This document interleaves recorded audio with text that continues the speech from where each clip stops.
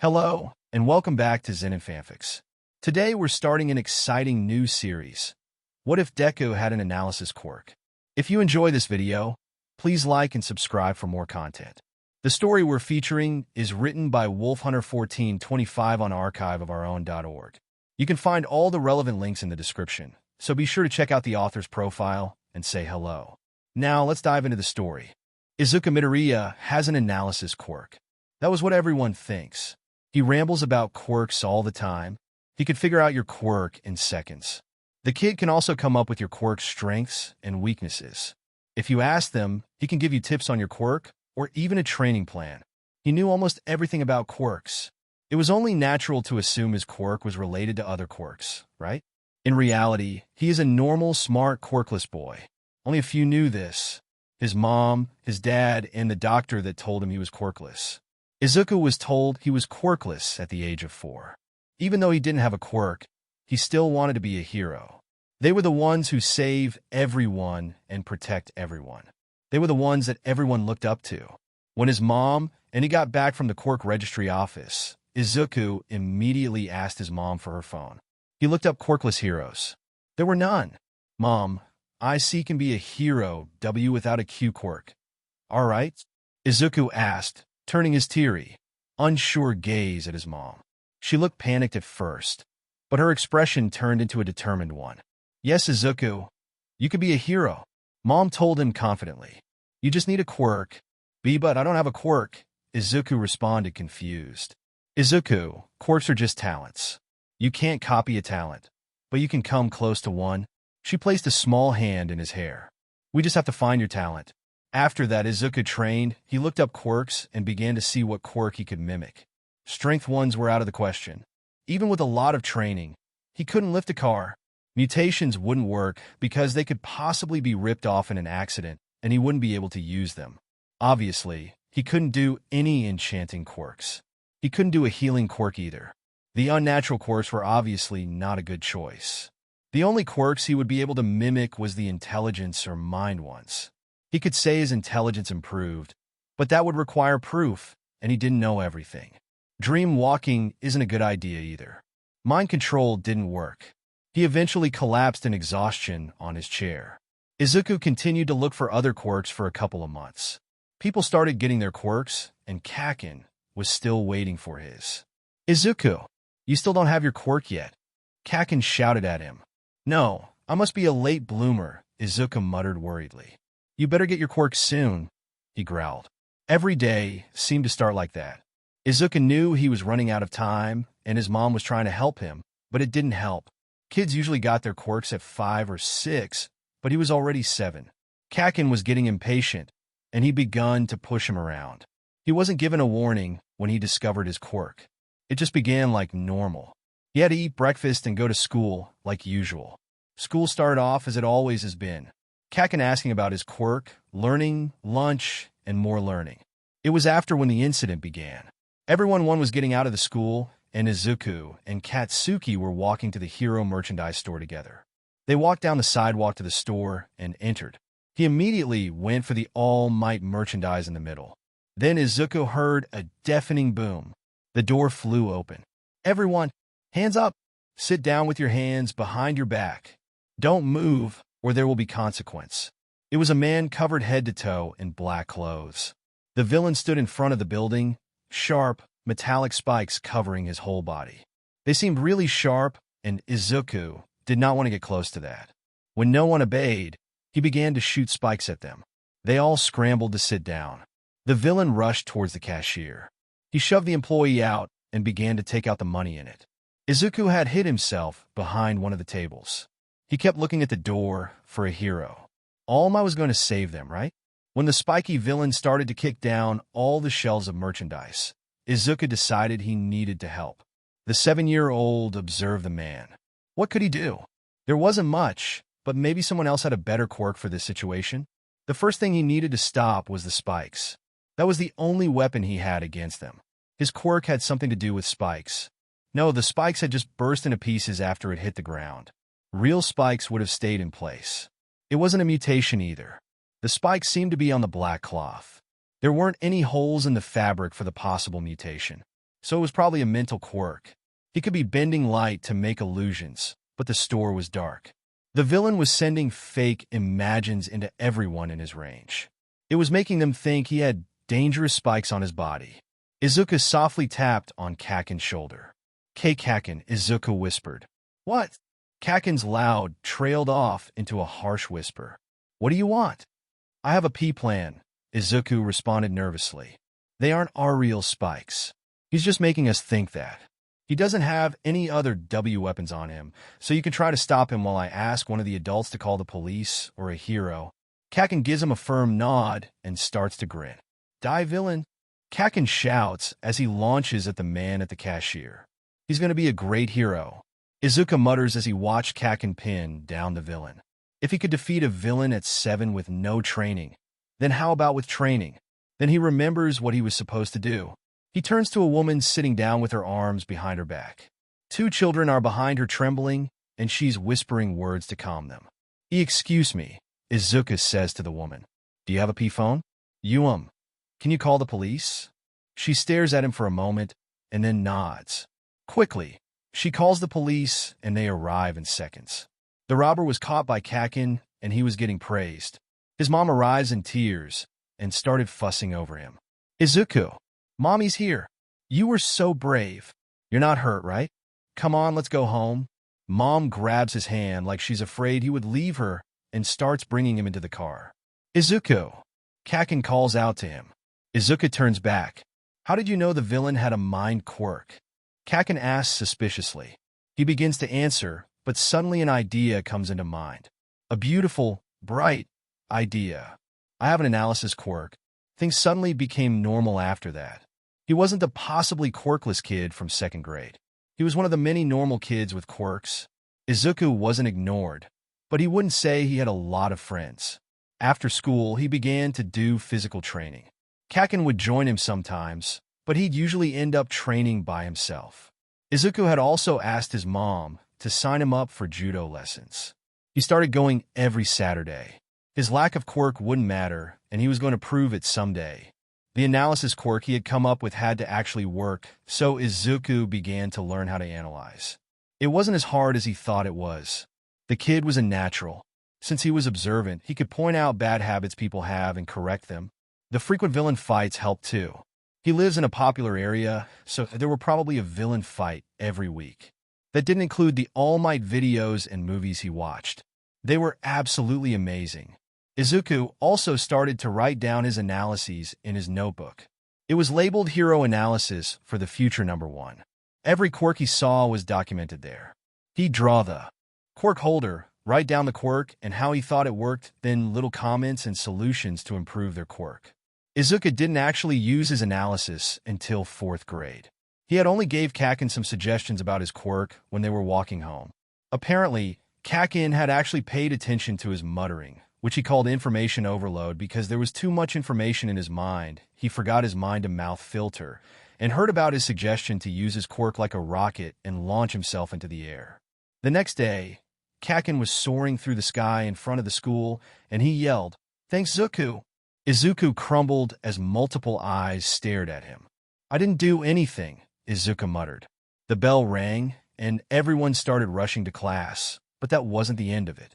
"Hey, Zuku!" Kaken exclaimed as he sat next to Izuku. "Yes, Kaken?" Izuku asked. He unpacked his mom's bento and placed it on his desk. "Give me more tips," he demanded. "T-tips?" Izuku asked nervously, feeling the heavy looks their other classmates were giving them. "You analyze my quirk, so give me some tips on it," Kaken demanded. You can collect your sweat into a container and then activate it to make a larger explosion. You can use your quirk by spraying your sweat like a water gun and activating it. Your sweat can be put on the ground and used as a trap, like a minefield. The na you can also make your sweat in tagarinate sand and I can sonar out a quick tunnel effect explosion be constantly making explosion sand. "Breath," Kaken ordered. Izuku obeyed. "Okay, I still have more, but I think the bell just rang," Izuku commented. They walked home that day with new ideas in their minds. Ever since that day, other students started asking him for suggestions to improve their quirks. From 2nd graders to middle schoolers, All the student needed was a demonstration of their quirk and a quick explanation of how it worked. Izuku got more popular and more time to work on his analysis quirk. He didn't only think about the quirk of a person, but he thought about the personality of the person. If they didn't have the courage to do it, they might not be able to. He also learned how to assess the weaknesses and strengths of a quirk. Izuku was now dubbed the advisor. The people who asked for his advice would improve their quirk in a day. He'd bring them to the park, give them advice, and leave it to their self to figure out how to do it. Since quirk use was illegal, he didn't actually train them, but he did give them suggestions. Of course, with the popularity, rumors grew too. Apparently, he was an adult in a child's body that was forced to help children because of something bad he did. It varies, but that was the most popular one. Only Kaken was his real friend. Elementary school continued with random strangers asking him for help with their quirks. He didn't accept all of them, but he was still busy. Izuku wanted to help everyone, but Mom and Kaken reminded him not all strangers were to be trusted. One quirk was a warping quirk. He seemed gentlemanly and kind. His name was Kurogiri. Izuku had suggested spreading his fog out more to create larger portals. Multiple portals might be a possibility too. Portals on the ground may be good as traps. He would have loved more time on that quirk, but unfortunately, Kurogiri was there for a short period of time. Another quirk was a brainwashing one. His name was Hitoshi Shinso. He had a low self-esteem and was hesitant to use his quirk. It was apparently a villainous quirk. Well, Izuku told him to ignore the bullies and focus on his goal. His quirk could be used to calm people down. He could possibly train it to control multiple people. His quirk could also be used to stop a villain. If he stopped the villain, he could apprehend him and be the hero. Hitoshi just laughed and walked away. Izuku's elementary school was fun and exciting. He had almost forgotten about being quirkless and that having an analysis quirk was just an act. It was like he was a normal preteen. Nothing changed over time until middle school began.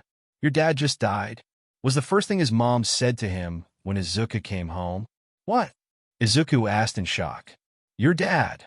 "What?" Izuku exclaimed. "I know. It's hard to process, but..." Mom started, tears in the corners of her eyes. She was barely holding it in. "No, not that. Dad was the one who sent you money, and you're a stay-home mom. How are we supposed to get money and live? How are we going to pay for the groceries and the house? How are we going to pay for all of this?" Izuku panicked. He knew he should have been sad about his dad, but Izuku never actually met him. He only knew that he was the one sending him money, which was vital. His analysis skills got the better of him and thought about all the trouble they were in. It just didn't process that a family member had died. "Izuku, breath," Mom said calmly. "But..." "Calm down. I can just get a job," Mom explained. "Okay, Mom.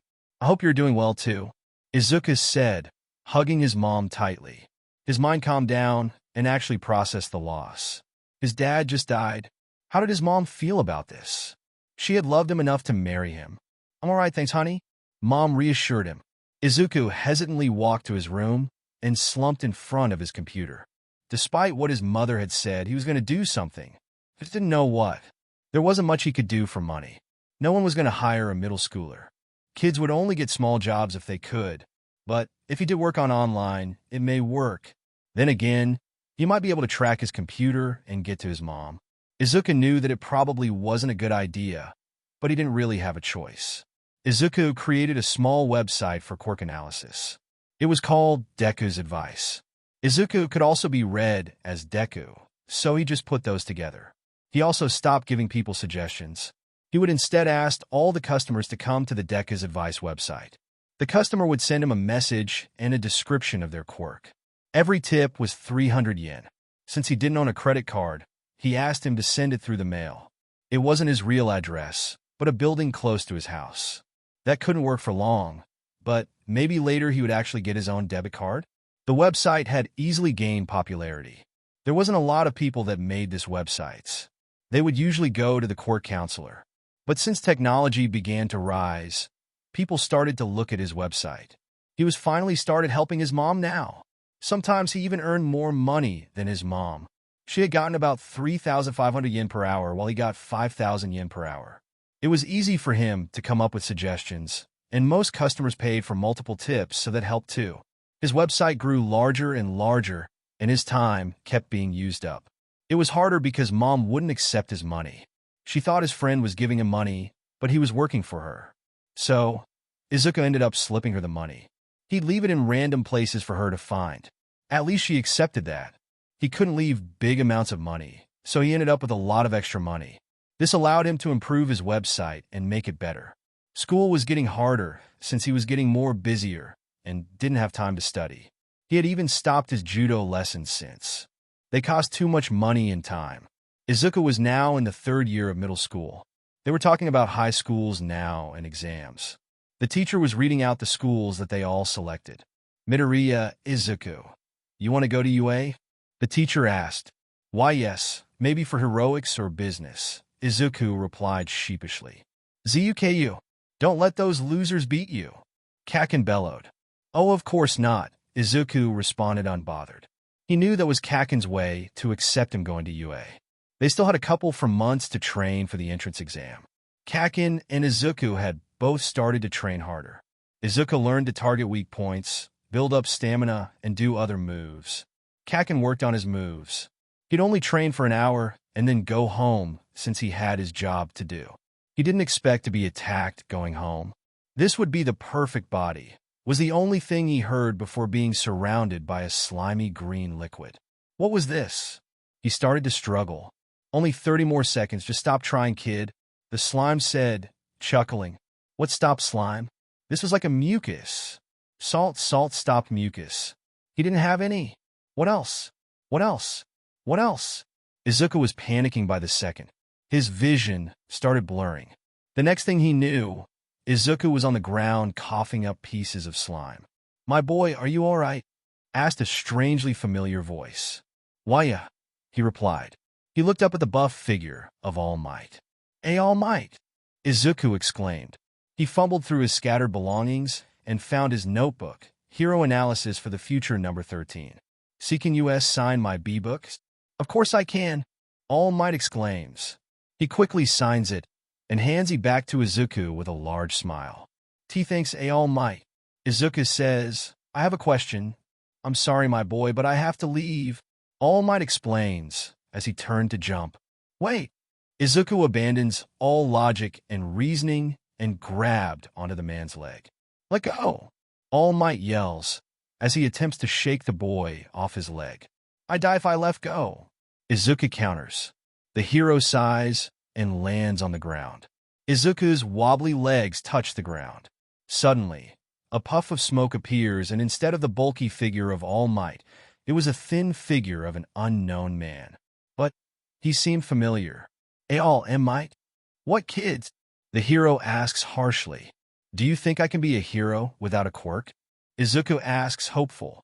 You can't expect me to say you can. You could get hurt, and without a quirk you can't defend yourself. All Might says, making all these excuses. You can join the police force? Izuku is just in shock. His idol doesn't believe in him. It didn't affect him like he thought it would. Of course people weren't like their television self. He walks back down the road to his house, not really paying attention to anything. Then, shouts disrupt his small bubble. He follows the shouts. It's got a kid. Where are the heroes? There are heroes and civilians surrounding a villain and a hostage. He weaves through the crowds and sees 2 familiar pleading red eyes held hostage by the slime villain that he attacked him minutes before. It was Kaken.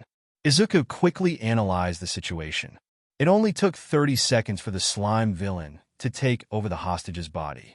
Everything around the villain was slime, and you couldn't really harm it, but it did have eyes.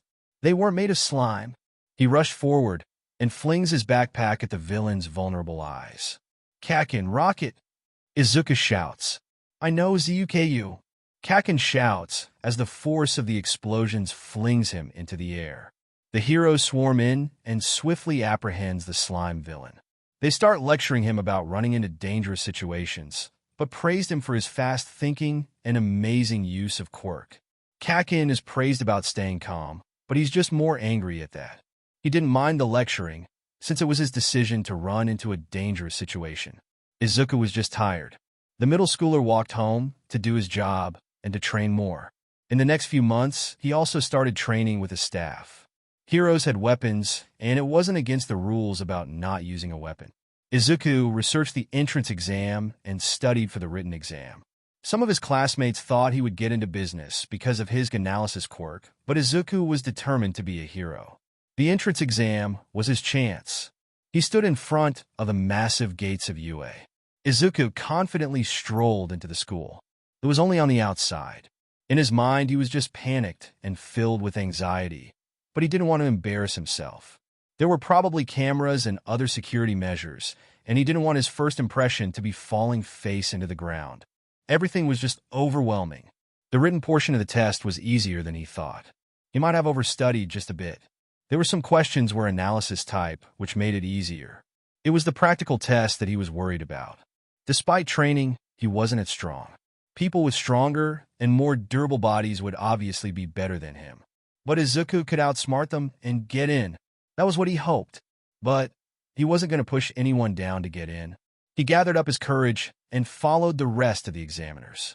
When they strolled into the auditorium to talk about the practical exam, his mind just went overload.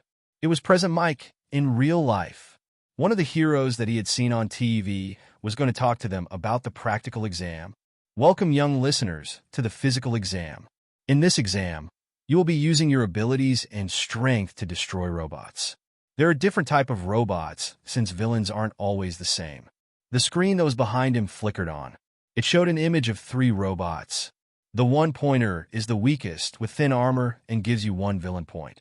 The next one is a 2-pointer. They are made for speed and have thin armor. The 3-pointer has the strong and thick armor. The 3-point robot is the hardest. Its head may be extra protected. The robot has had armor on all parts of its body.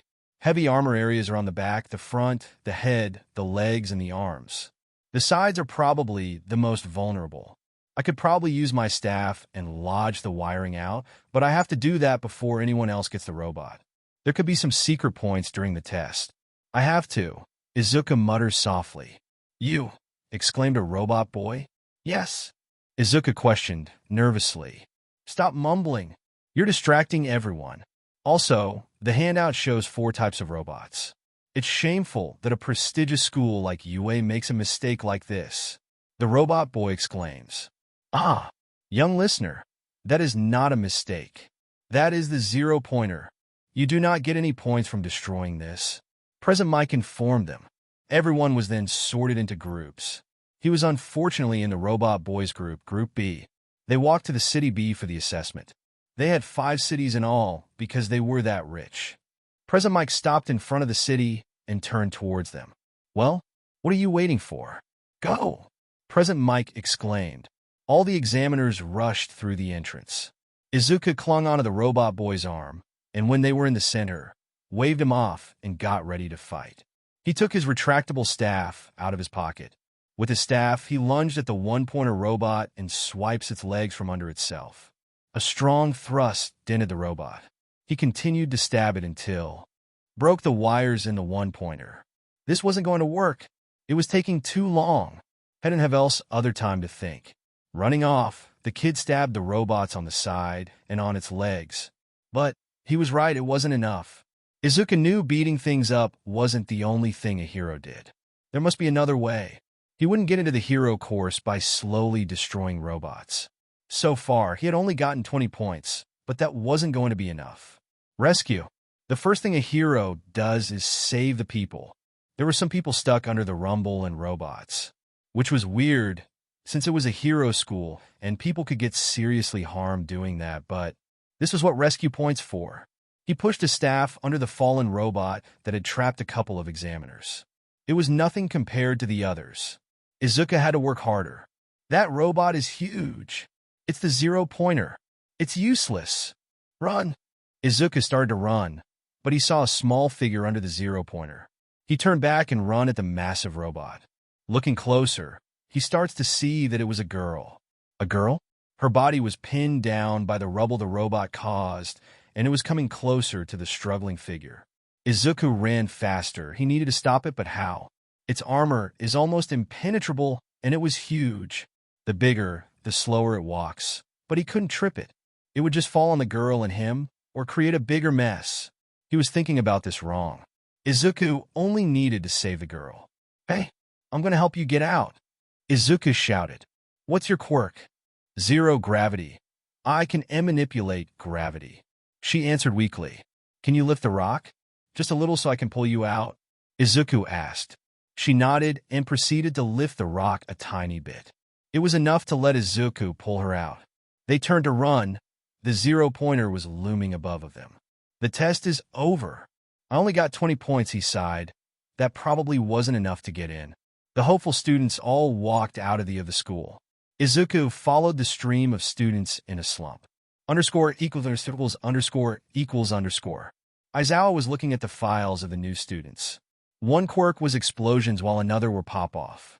Honestly, they seemed like a lot of work. He could feel himself getting headaches already. Well, he didn't have to do all the work.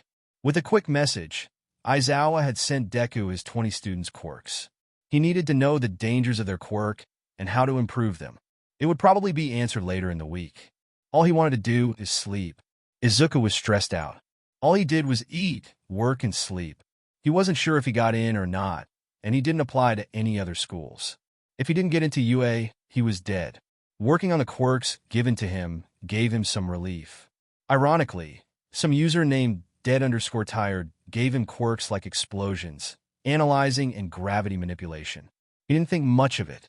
There was bound to be some people with the same quirks. The day the letter arrived, he was sleeping on at the breakfast table. Work kept him up all night. Honestly, how many quirks were being sent to him? Normally it was 30-day, but yesterday, hundreds of quirks was given to him. All for different reasons. That earned him a lot of money, but he was teenager, shouldn't be worried about working. A small hand shook him awake. Izuku sleepily questioned. Izuku, your letter from UA is here. Mom responded softly. He jerked awake, grabbed the letter, and opened it. A weird metallic machine fell out. They wouldn't give anyone a machine to tell the kid they didn't get in right. He turned it on to see the hologram image of All Might. Hello, Midoriya, Izuku.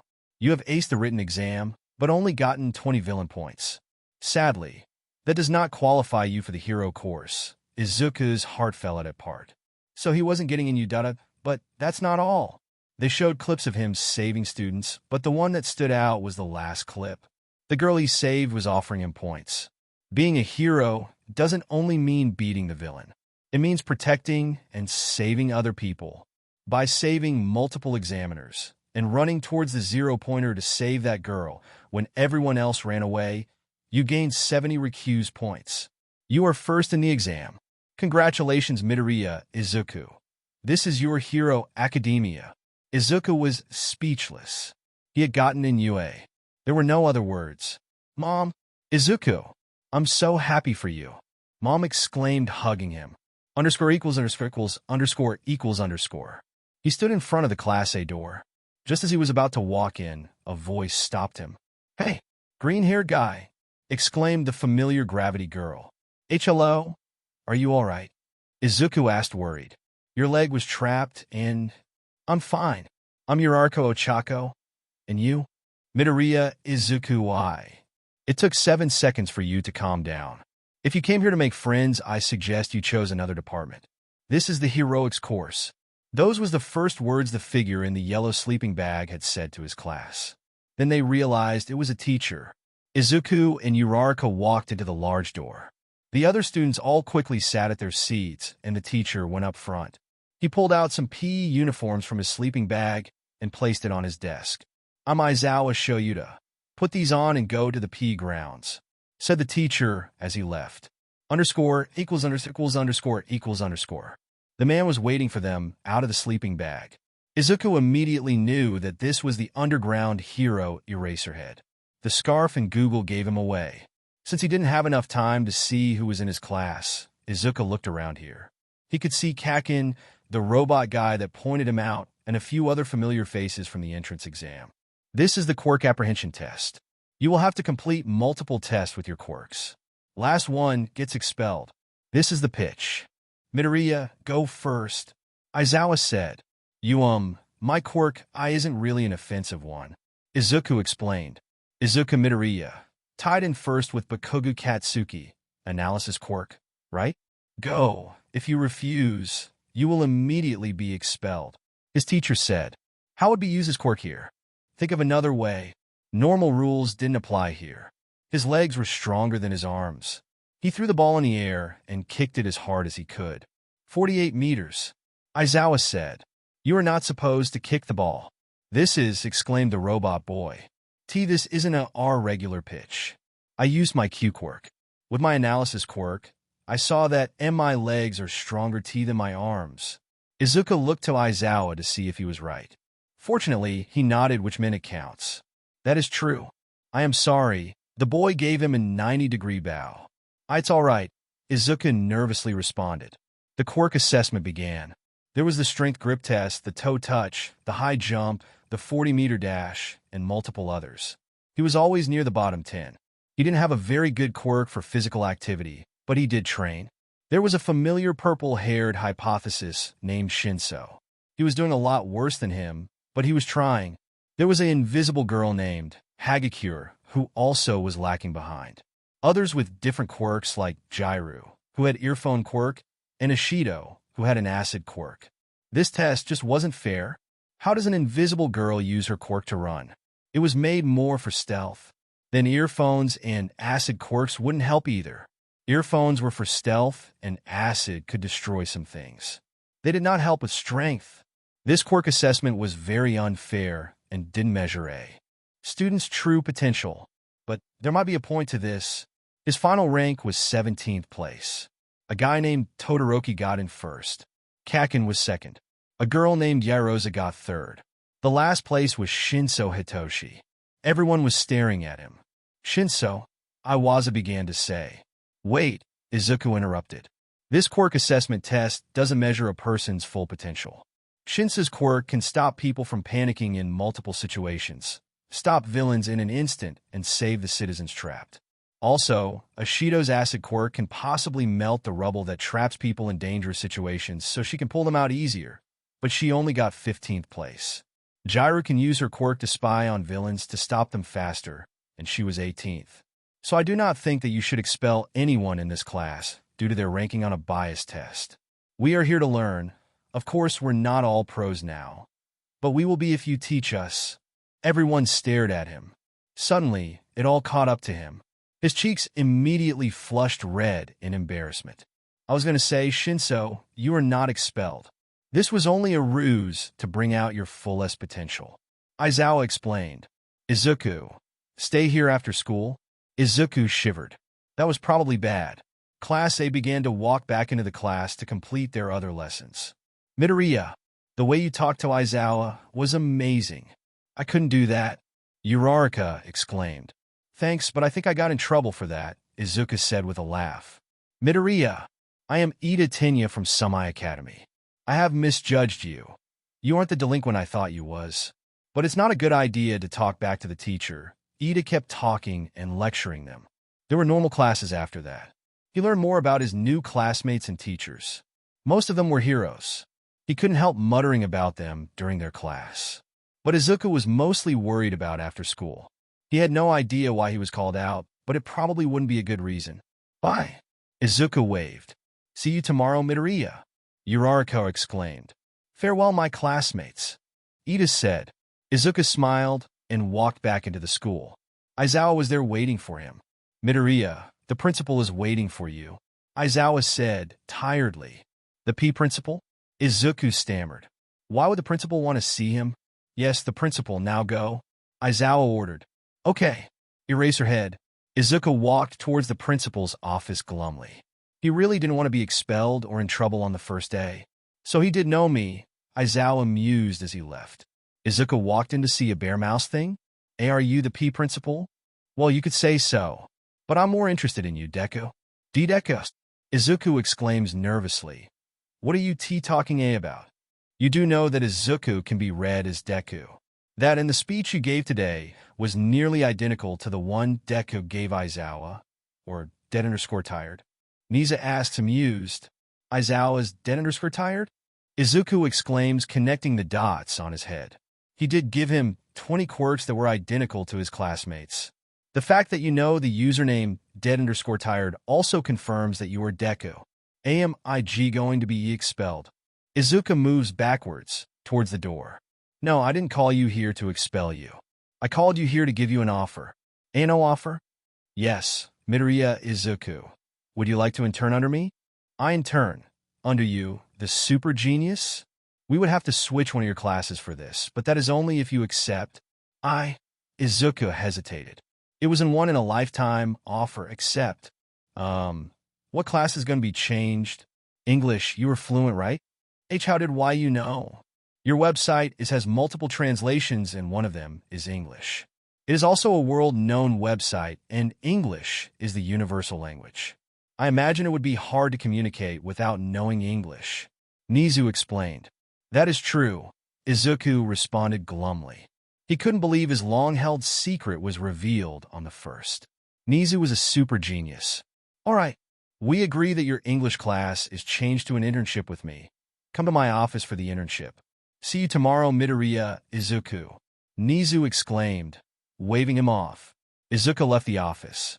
His life was somehow getting a lot more hectic. _______. Foundational hero studies were before Neda's internship, and he was not looking towards it. He heard from other students that All Might was teaching that class. The last time he saw All Might was the Silmi attack. I am entering the classroom like a normal person. All Might yells as he enters Izuku's classroom. All Might! He's wearing his Silver Age costume. The room erupts into chatter. Everyone follow me to the training area for a live battle simulation. All Might exclaims. Izuku stood up with the rest of his class and followed the big hulking figure of All Might. They had to put on their costumes that they had gotten earlier. Izuku's costume was a black jumpsuit with a dark green cape that could glide. It included high-tech Google that meganized his view, a belt with tools in it, such as his staff that had a few upgrades, first aid kit ECT, and his boots and gloves were flame-resistant. He designed it more for speed and not flashiness like his other classmates. Kaken's costume looked like a lot of explosions. Uraraka's was similar to a pink astronaut. He couldn't even see Hagakura's costume. She was completely invisible. Your costume is really cool, Zuku. Uraraka cheerfully exclaimed. Why you too? He responded. In this live battle simulation, there will be a team of heroes and a team of villains. The hero's objective is to either apprehend the fake nuke or capture the villains. The villain's objective is to capture the heroes or keep the fake nuke until the time runs out. You will have 5 minutes. Some groups have already been made while others will be picked out. First up is Midoriya and Bakugo on the heroes group with Ida and Uraraka on the villains group. All Might directs them to the building to start the live battle simulation. The building looked like a block of concrete. Uraraka and Ida were sent to the fake nuke while Kaken and Izuku planned their attack. I have a plan, and a backup plan, and another one, and Izuku starts. Just give me the first two and stop the fucking mumbling. Kaken growls. Okay, they will probably send Ida out to capture us since he has engine quirk. Uraraka will probably be the one to protect the nuke. You can distract and capture Ida while I sneak in to grab the nuke. But I can distract Lita by gathering all his attention towards me, and you focus on Uraraka. Those are probably my main plans. If they're both together, I can use my staff to make a hole while you wait underneath the nuke, and I'll distract them. When the hole falls, you fly up and grab the nuke. Or we can just charge in, and Izuku was stopped by Kaken. First one, and what did I just say about your muttering? Kaken exclaims. Not to do it, Izuku glumly answers. They go into the building. Kaken stomps off and grumbles about a four-eyed bastard. Izuku runs off and looks for the nuke. There wasn't a lot to look for, but he had to be cautious. Ida or Uraraka could capture him. He looked around for the rocket. It was the last floor he checked. As he thought, Uraraka was guarding it. She had used her quirk to lift the nuke to the ceiling. Izuku knew he couldn't get it be charging in since he wouldn't be able to reach it. So, he goes to the floor above. Maybe he could get to the rocket from the top. Izuku begins to stab the floor, making cracks and dents in a circle. His strength might not be enough, but he had to try. All his training couldn't be for nothing. Explosions kept ringing through the building. He hoped Uraraka thought this was one too. With one last stab at the center, the floor flew away, and he was falling towards the flying nuke. Kakin was also in the room, flying towards it. Uraraka and Ida were also running towards them. They grabbed it at the same time. The speaker said, "Hero team wins." The hero team jumped off the nuke just as it started to fall. "It would be easier if I knew you both could fly," Uraraka pouted. She has pieces of the building on her costume, but other than that she was fine. "I was falling." Izuku counters. "You did a marvelous job. I am bitter that you won, but you were the better of us," Ida says. His hair is a bit burnt and his glasses are blackened. "Hey, we're going bastards," Kakin reminds them. The hero and villain team walks out off the building. They reach All Might and they begin to talk. "Great job, young Midoriya and young Bakugo. You also did well, young Uraraka and young Ida. Now, students, who do you think is the MVP?" All Might asks all of them. Midoriya, Yaoyorozu answers. "That is correct, young Yaoyorozu. But why?" All Might questions. Midoriya was the one who came up with the plans. When he saw an obstacle, he expertly passed it. Bakugo just bothered Ida, and then ran towards the nuke. But that was Midoriya's plan too.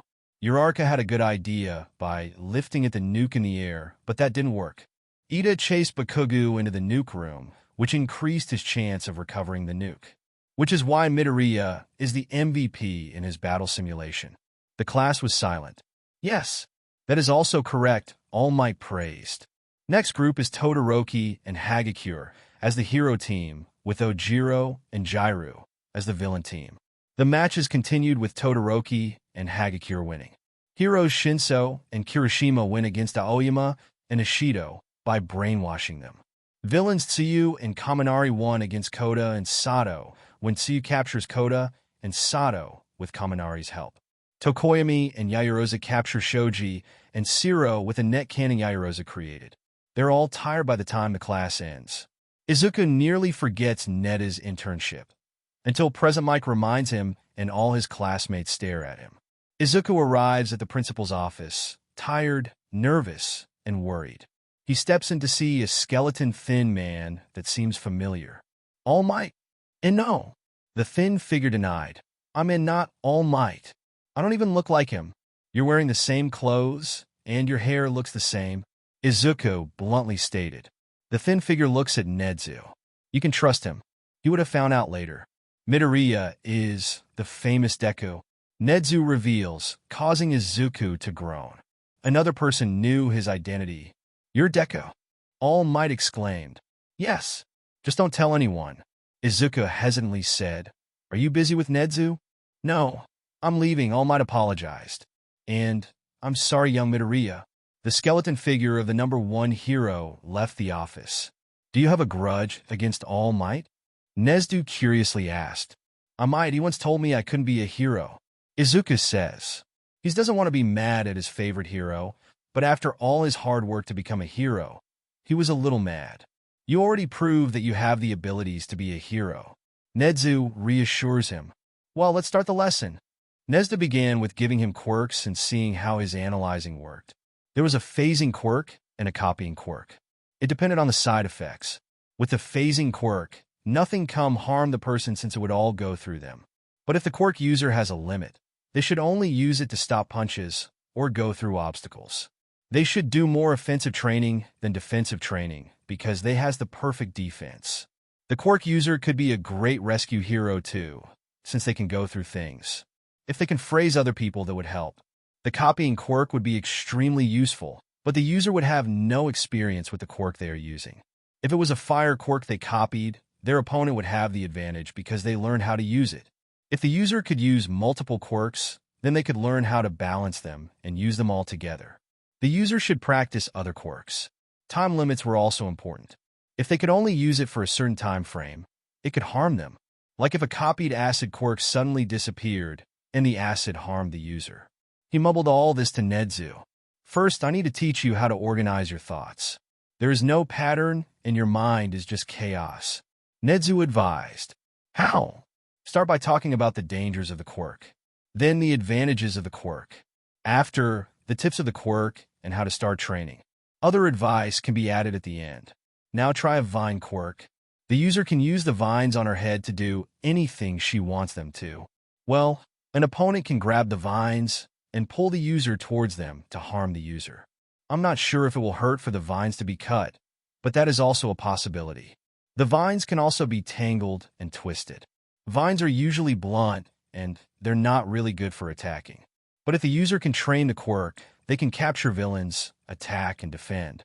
They're long, strong, and if trained, can be quick. The user can start by learning to capture with their vines, because that's probably the most useful. Maybe with multiple vine, they can create a large force to push the opponent away. By surrounding the user with vines, they may be able to create a barrier to protect themselves from harm. They can also use their vines to get into hard-to-reach places. Their vines, if trained, can be used to lift obstacles out of the way of citizens that need help. To train, I recommend strength and resistance training to make their vines stronger and practicing moving their vines quicker. Izuku answered. Nedza looked at Izuku with amazement. You live up to your reputation. Nedza praises. Thank you. Izuku responds. Did you write any other analysis down in a notebook or something like it? Nedza questions. It would be useful to see Izuku's other observations. Why yes, I'll bring it for the next lesson. All right. How fast can you analysis the weakness or strength of a quirk? About 20 to 30 seconds maybe? We need to lower that number. Analyze my quirk, starting now. You can probably see my physical weaknesses and strengths, and we'll aim for that. Any weapons you bring will be able to neutralize my strengths, since I don't have an offensive quirk. I would probably aim to stop your weapon, because without it you're weaker. With my staff, I'm break the machinery or capture you and your weapon. 23 seconds. Good for your first attempt, but not enough to beat me. Nedza pulls out some files, analyze and write these down. He gets multiple other quirks, like Pop Off, the ability to take off balls from the user's head, and Big Fist, a large fist. Izuku was told to return after school again, and by the end of that class, his mind was as tired as his body from the other class. He walked towards the cafeteria half dead. Izuku met up with Uraraka and Ida, who had waved him over to their table. Hello. Izuku greeted as he slid into a chair. Hello. Ida responded. How was internship with Nedzu? I can't believe you didn't tell us, Izuku. Uraraka whined. I just found out yesterday, and I don't have your phone number. Izuku explained, while taking out his bento. True. Then I'll give it to you. It's XXXXXXXX. Uraraka cheerfully answered. We'll give you my number as well, for emergencies. Ida gave him his number. They exchanged phone numbers. Izuku was internally screaming because he had gained 2 new friends, right? So far, he now had 4 numbers. His mom, Kakin, Uraraka, and Ida. High school was starting off great, he decided. Does that mean we're? Izuku was interrupted. Hey, it was Shinso Hitoshi. Hello, Izuku responded cautiously. Greetings, fellow classmate. Ida waved. Hi, want to sit with us? Uraraka asked. No, I just want to talk to Midoriya. Shinso says. All right. Not here. Okay, in the hallway? Yeah. Bye guys. Izuku exclaims to the worried pair. He follows the purple-haired boy into the hallway. Right after they get out, Shinso turns towards him. Thank you, Shinso says. For what? He is very confused. Your advice let me pass the entrance exam. You told me my quirk wasn't a villain's quirk and helped me improve it. You're probably the reason why I'm here. I'd probably be in general studies if you didn't help me. Izuku was speechless because, wow, he didn't think he did much. I just wanted to thank you. Sorry for dragging you away from your friends. Shinso says. Shinso, you're my friend too. Do you want to join us? Izuku offers. He nods hesitantly. Izuku gives him a blinding smile and walks back into the cafeteria. They go back to the table and chat till the bell rings. The next classes are normal high subjects. The only strange part was Aizawa telling Todoroki, Tokoyami, and Shinso to start staying after school to see a court counselor. Izuku didn't realize that he was going to be the counselor. When he walked back to Nedzu's office, Todoroki, Tokoyami, Shinso were there waiting. Hey, what are you doing here? Izuku questions. We're here for the quirk counseling. Shinso informs him when the others fail to. The door opens and Nedzu, the bear mouse, walks out. I see you met your quirk counselor. Nedzu comments, this is Midoriya, Izuku. Wait, what? Izuku shouts. He was not told this. The other students seem to be amused, especially Shinso. That is why I called you here after school. Why else? To teach me or something, and not for me to do counseling. How do you even counsel? Izuku exclaims. Quirk counseling is counseling to help a person grow stronger mentally to improve their quirk usage. Students, follow me to U.A's first gym. Nezu began to walk down the hallway towards the UA gym. They followed Nezu, quickly increasing their pace as Nezu started running. Students and heroes gave them weird looks when they passed them, but since the principal wasn't stopping it, why should they? They only realized Nezu was tricking them at the third lap. While the others did, Izuku was waiting for them at the first gym. Suddenly, the doors burst open and 3 students and a smug bear mouse appeared. All right, now give me a small demonstration of your quirk. Nezu ordered cheerfully. But, Izuku exclaimed. Nezu gave him one look, and he instantly closed his mouth.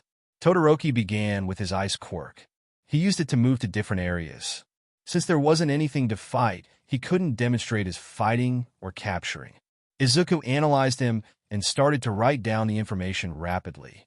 Shinso had to ask for help since his quirk only worked on other people. He used his quirks on multiple people and made them do multiple things such as handstands and cartwheels. But if they were harmed, the person would snap out of his control. Tokoyami's demonstration involved switching the lights off and on. When it was dark, his quirk was nearly uncontrollable. He seemed a lot more weaker when it was light, but he could still move and control his quirk. They were all short demonstrations, but it was enough for Izuku to write a whole page on. After that part, they walked to his office, which he had no idea he had. Tokoyami and Shinso waited outside while Todoroki sat with him in his office. Izuku started nervously.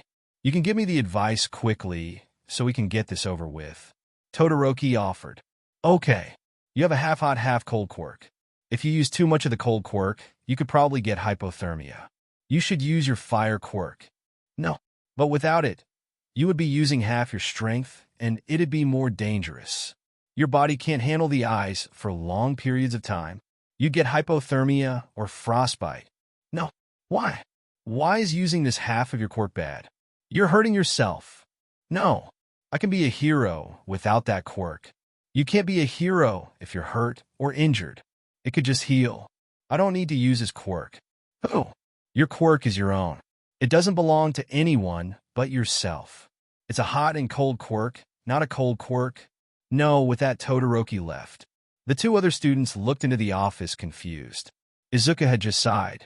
His first-time quirk counseling just failed. Well, Shinso, you can come in.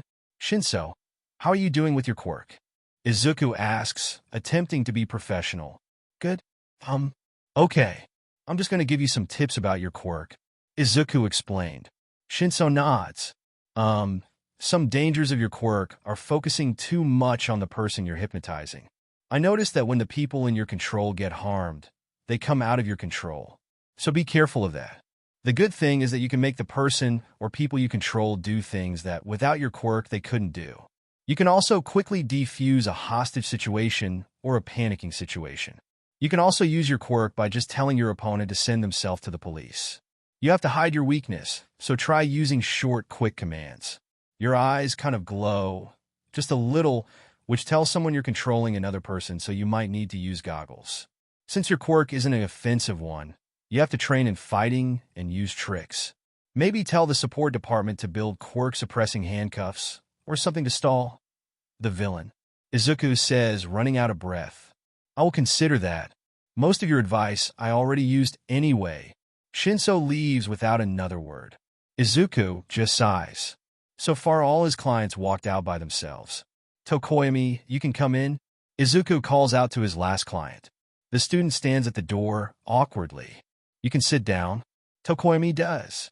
There is still a tense atmosphere hanging around.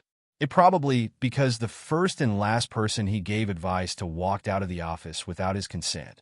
It was half of his fault since he poked at Todoroki's fire issue, but he wasn't sure what he did to Shinso. Your quirk is Dark Shadow. The most dangerous part of that quirk is the loss of control. Sunlight is also a weakness. Some people could make you use your quirk intentionally, which could cause you to cause a lot of harm. With your quirk, you could take down a lot of powerful villains by controlling Dark Shadow and capturing him with your shadows. Blocking paths could also be helpful. They can attack quickly and deadly. You can maybe make traps in dark places because your quirk is a shadow one. I'm not sure if it can create other items, but long distance might be a problem. Your Dark Shadow can protect you from close by fighting, but it might not sense a long distance attack. So you train in another weapon. Also, you might be able to control your Dark Shadow a little with a strong, modified flashlight. The support department could help with that. Defense can be a shield of shadows if your Dark Shadow can deflect it. Izuku says slowly and firmly. Any questions? Tokoyami looks a bit shocked. Izuku couldn't really tell because of his bird head. Emotions weren't his best ability. Besides, he wasn't sure how the bird head affected Tokoyami. He could have bird emotions or human emotions. Maybe a little of both. No, thank you. Tokoyami replies. Can I leave? Why, yes. The last student leaves, which left Izuku alone in a small office. Well, Izuku says to himself, that was exhausting. Talking to yourself? Nedzu asks amused. I can't have my intern becoming crazy. Can I? If I'm crazy, then what are you? Izuku says, tired. Sane. Nedzu replies. How did your counseling go? You probably watched from the cameras. Izuku answers. 1 out of 3. Not doing so good, are you? This was a recent development that you failed to inform me of. Izuku tiredly says. Can I go home now? Sure, but tomorrow during my internship, you will be continued counseling students. Nedzu informs him. Izuku returned to his house, ready to sleep, and maybe eat some katsudon. Then he is reminded of homework, _=====. The next few days followed a similar pattern to the second day. Their Foundational Heroes class involved battle training in the gym. Nedzu tired Izuku by making his counsel other students as his internship. There was some of his other classmates, and then other random people. Some from general education, class 1B, and even from other years. Their courses were interesting too, but most of them, for some reason, just get up and leave. He also got to personalize his office, but not by a lot. The other classes seemed normal to the first two, but they were all taught by heroes. What also occurs during those days was All Might stalking Izuku. That's what Izuku says, but it's more like any time the hero sees him, which is every day. He attempts to apologize to Izuku. He just ignores it by turning away or talking to someone else.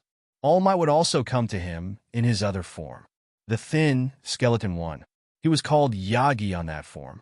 Izuku didn't give him a glance, even though he wants to help All Might and the skeleton figure is making him pity him, just a bit. The dislike of All Might wasn't hidden at all. You couldn't miss the huge figure of All Might. The fact that Izuku pretends to not see him or talks to someone else when he arrives is very noticeable. Izuku also had a habit of murmuring random facts about heroes he sees, but he doesn't when All Might comes close, even though he has the most information on All Might. His friends ask him questions, but Izuku doesn't answer. Hey, why does All Might keep coming to you? Uraraka curiously asks. He's just checking on me. I am kind of reckless. Izuku chuckles, completely dodging the conversation. That's true. Remember when Zuku? The question was still at the back of their mind. Maybe Izuku would forgive him, but that day wasn't today. _====. Today, we are picking a class president and vice president. I don't care how you chose. Just pick them. Aizawa starts the class. Then, he promptly leaves. I say. Ida says before he's cut off. Sweet. I want to be president. Who's going to pick? I say we vote. Yaoyorozu's voice is here from the chaos of the class. That is a great idea. Yaoyorozu, we should vote. Ida exclaims with a few robotic hand movements. The class begins to vote. They write up names and put tally marks next to the name they think is the best president. The ending result was Izuku with 4 votes and Yaoyorozu with 3 votes. Izuku was named the president and Yaoyorozu was the vice president. Izuku shouts, "This must be wrong." Aizawa heard the commotion and came back in. What's done is done, Aizawa declares and continues to teach the class. _====. What happened during lunch was just a blur in his mind. There was a blaring loud alarm, which caused a stampede in the hallway. Izuku sees reporters and a strange gray-haired man. He remembered telling Uraraka to make him and Ida float up, then shouting about some reporter. Immediately after, he tells Aizawa to give Ida the president job. He was the one who took care of the situation. Izuku could barely recall it. He also tells Aizawa about the strange gray-haired man. It wasn't a reporter but something else, but he knows for certain that the man was dangerous. A few more dull weeks passed when the real, interesting part comes. "Stay in a straight line," Ida exclaims with swift, fast arm chops. "Shut up, noisy bastard." Kakin grumbles as he climbs on the bus. Ida immediately gasps and starts lecturing him. Izuku simply chuckles at their behavior. "Hi, Zuko," Uraraka cheerfully exclaims as she sits next to him. "Hi. Isn't this cool? I can't wait to meet the hero, 13. Are they your favorite hero?" "Yeah, I kinda base my costume out of theirs," she shyly answers. "Who's your favorite hero?" "Mine's Crimson Riot," Kirishima interrupts. "My favorite present Mike. Sir Night-Eye is my favorite. I like Ingenium. I think Eraserhead is cool." Izuku answers shyly. In the corner of his eyes, he can see a tiny smile from Aizawa. Their small conversation continued on until they reached the USJ. During the ride, Ida continued to lecture Kakin about cursing. Aizawa fell asleep, and there was a small fight. But finally, the class reached the USJ unharmed and well. Stepping off, he could see the large glass dome and all the buildings and simulations they were going to use. Briefly, he thought about all the money they needed for the repairs and buildings. The training cities, simulations, and repairs must have costed a fortune. But they were training people to save others. Greeting them was the hero, 13. They entered the large glass doors into the dome. "Unfortunately, All Might couldn't make it here today, so only me and Aizawa will be watching you. We'll start by splitting the group, and each group will go to a simulation," 13 explains. Izuku was only half listening. His focus was on some strange, but familiar portals appearing at the middle of the USJ. There were 3 of them. They were dark, black, and mysterious. Was that supposed to be there? He walked over to Aizawa, who had just woken up from his small nap. There's something strange in the middle of dome," Izuku whispers. Immediately, Aizawa's tired expressions becomes a serious one.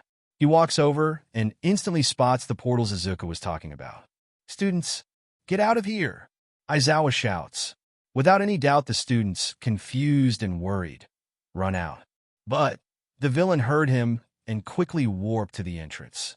Only half of the students got out. Izuku wasn't one of them. The students stood by the entrance surprised and scared. They didn't move. "Go!" Izuku exclaims.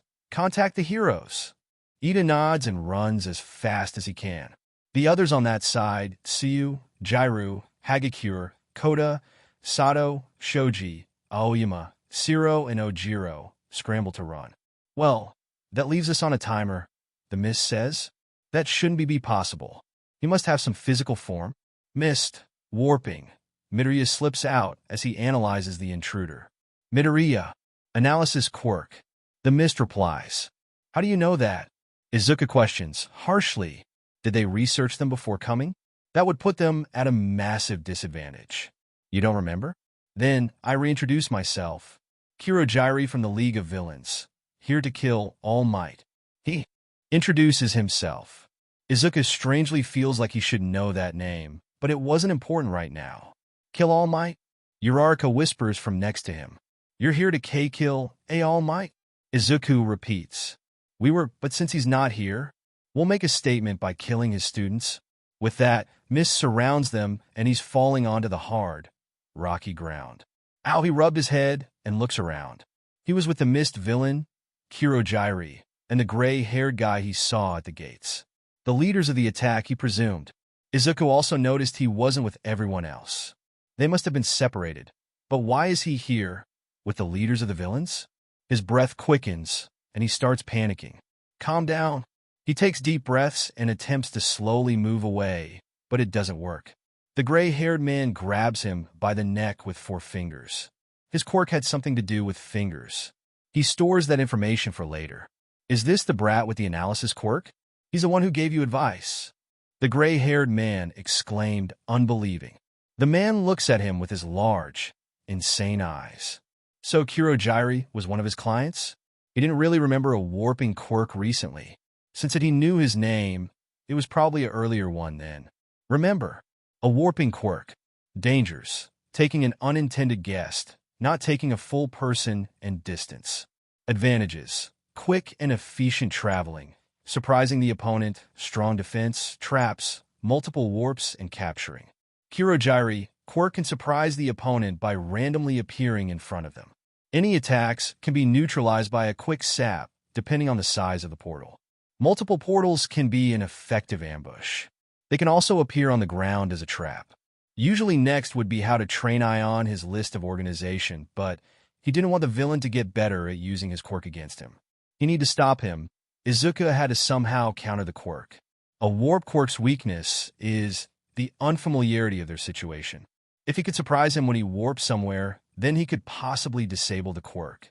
Yes, his appearance is deceiving, but his potential is large. Kurogiri explains. We'll bring him to Sensei later. He doesn't need to be in one full piece to use his quirk. The man says with a harsh laugh. We aren't sure how his quirk works, Shigaraki. Kurogiri reminds him. The gray-haired man, Shigaraki, pouts. Izuku stays still and attempts to analyze the situation again. It seems like the rest of the students were separate. He couldn't see anyone else around him. Izuku was at the middle of the invasion. How do I get out? What's his quirk? Where are the rest of his friends? Are they okay? His worries kept piling up. Then he sees Aizawa, no, Eraserhead, running towards him. Come on. His hero comes in kicking. A foot hits Shigaraki right in the center of his head, causing him to release Izuku. Immediately, he takes the opportunity and runs. Towards what? He didn't know. When Izuku arrived at the edge of an ocean, he immediately realized where he was. It was the flood zone, created to simulate marine disasters like sinking ships. He immediately sees villains with marine quirks in the ocean surrounding the ship. There were two figures on the ship, Shinso and Kaminari. They seemed to be talking, no fighting. There was no time to fight. If they waited too long, the ship would sink, and if they jumped, the villains would kill them. The ship was in the middle of the ocean, and it would be impossible for them to swim fast enough to shore. How could he help? Izuku came up with a simply enough solution in a few seconds. Kaminari electrified the water. Izuku shouted. The villains who heard him begins to scramble out of the water, but they weren't quick enough. With one touch, the water was crackling with electrified, groaning villains. Thanks, dude. Kaminari exclaimed. Your analysis quirk is awesome. Thanks, but we're not done yet. Izuku answered.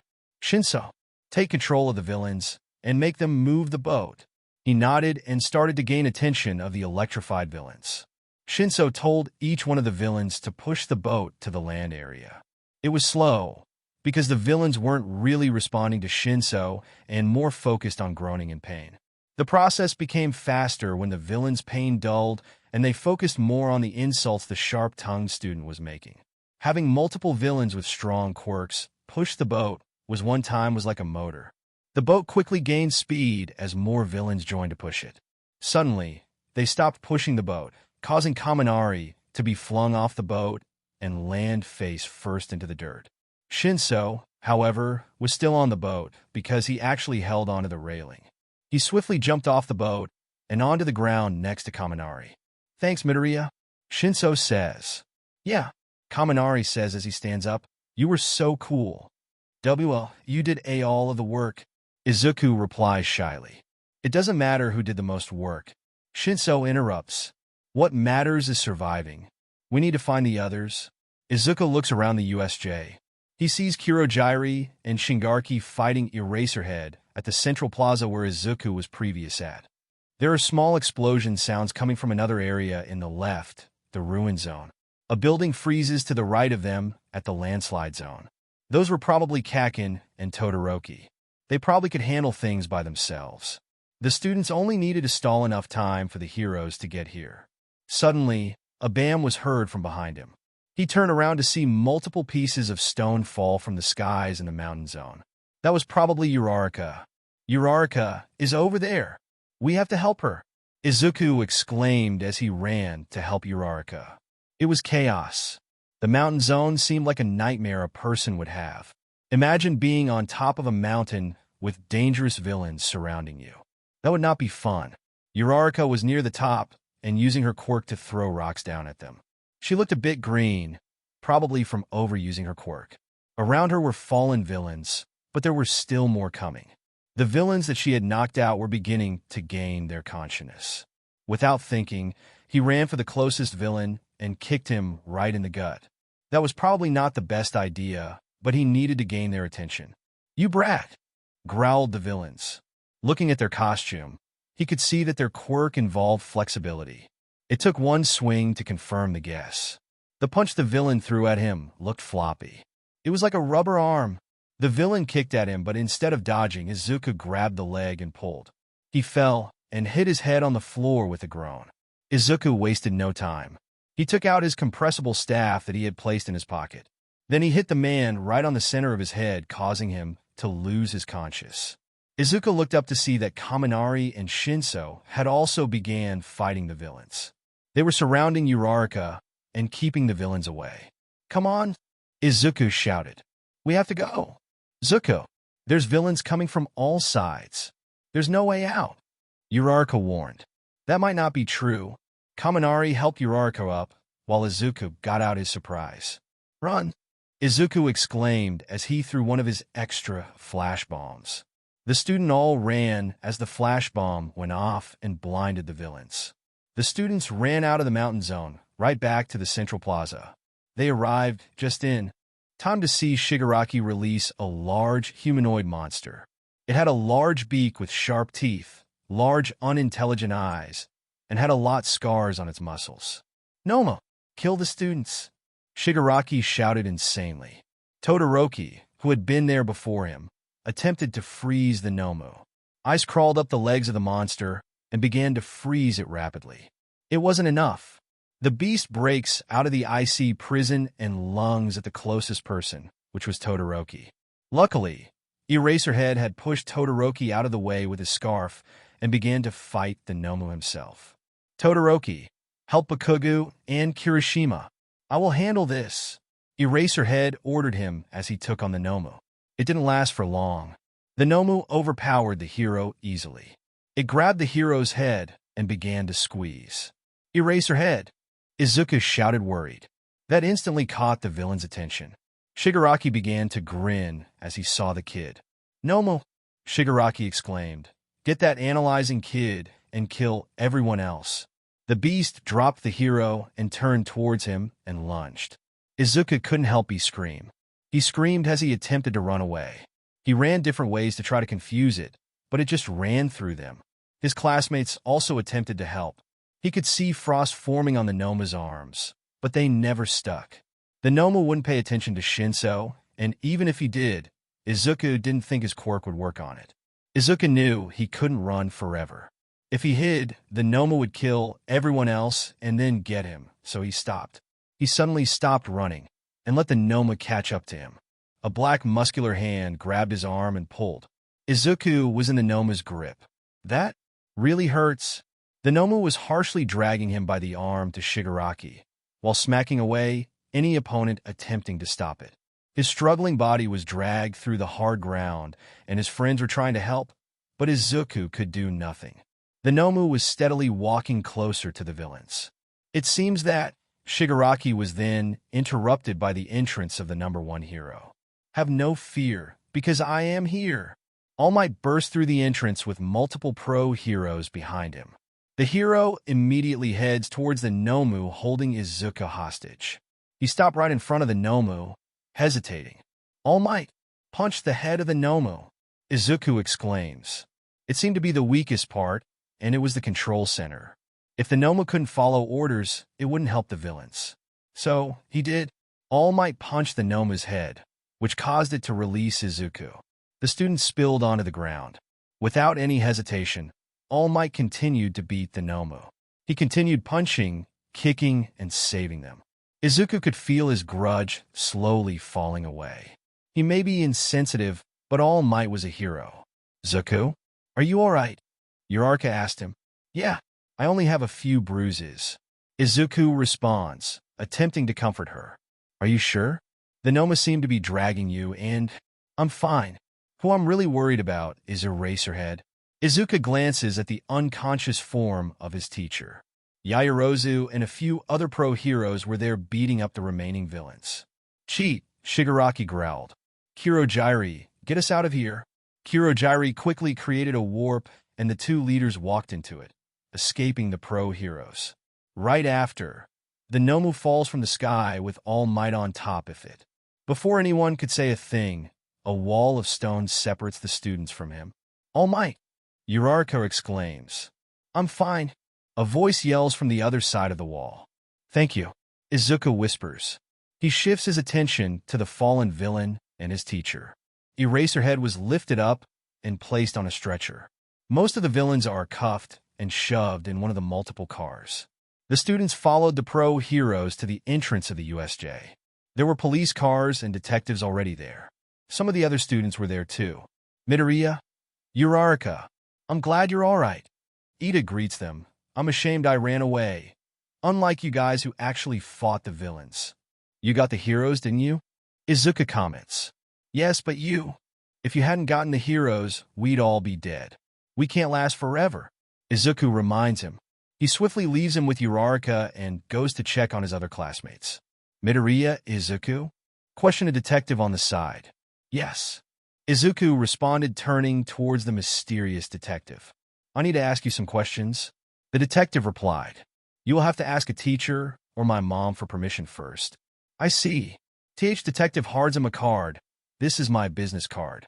You can give this to your teacher." Izuku nods, and the detective promptly leaves. Detective Naomasa. The next few days, they didn't have school. The other kids also talked about the Noma taking him, which caused him to get a checkup with Recovery Girl. While that happened, he talked to Nedzu about the detective. He was a trustworthy one, apparently.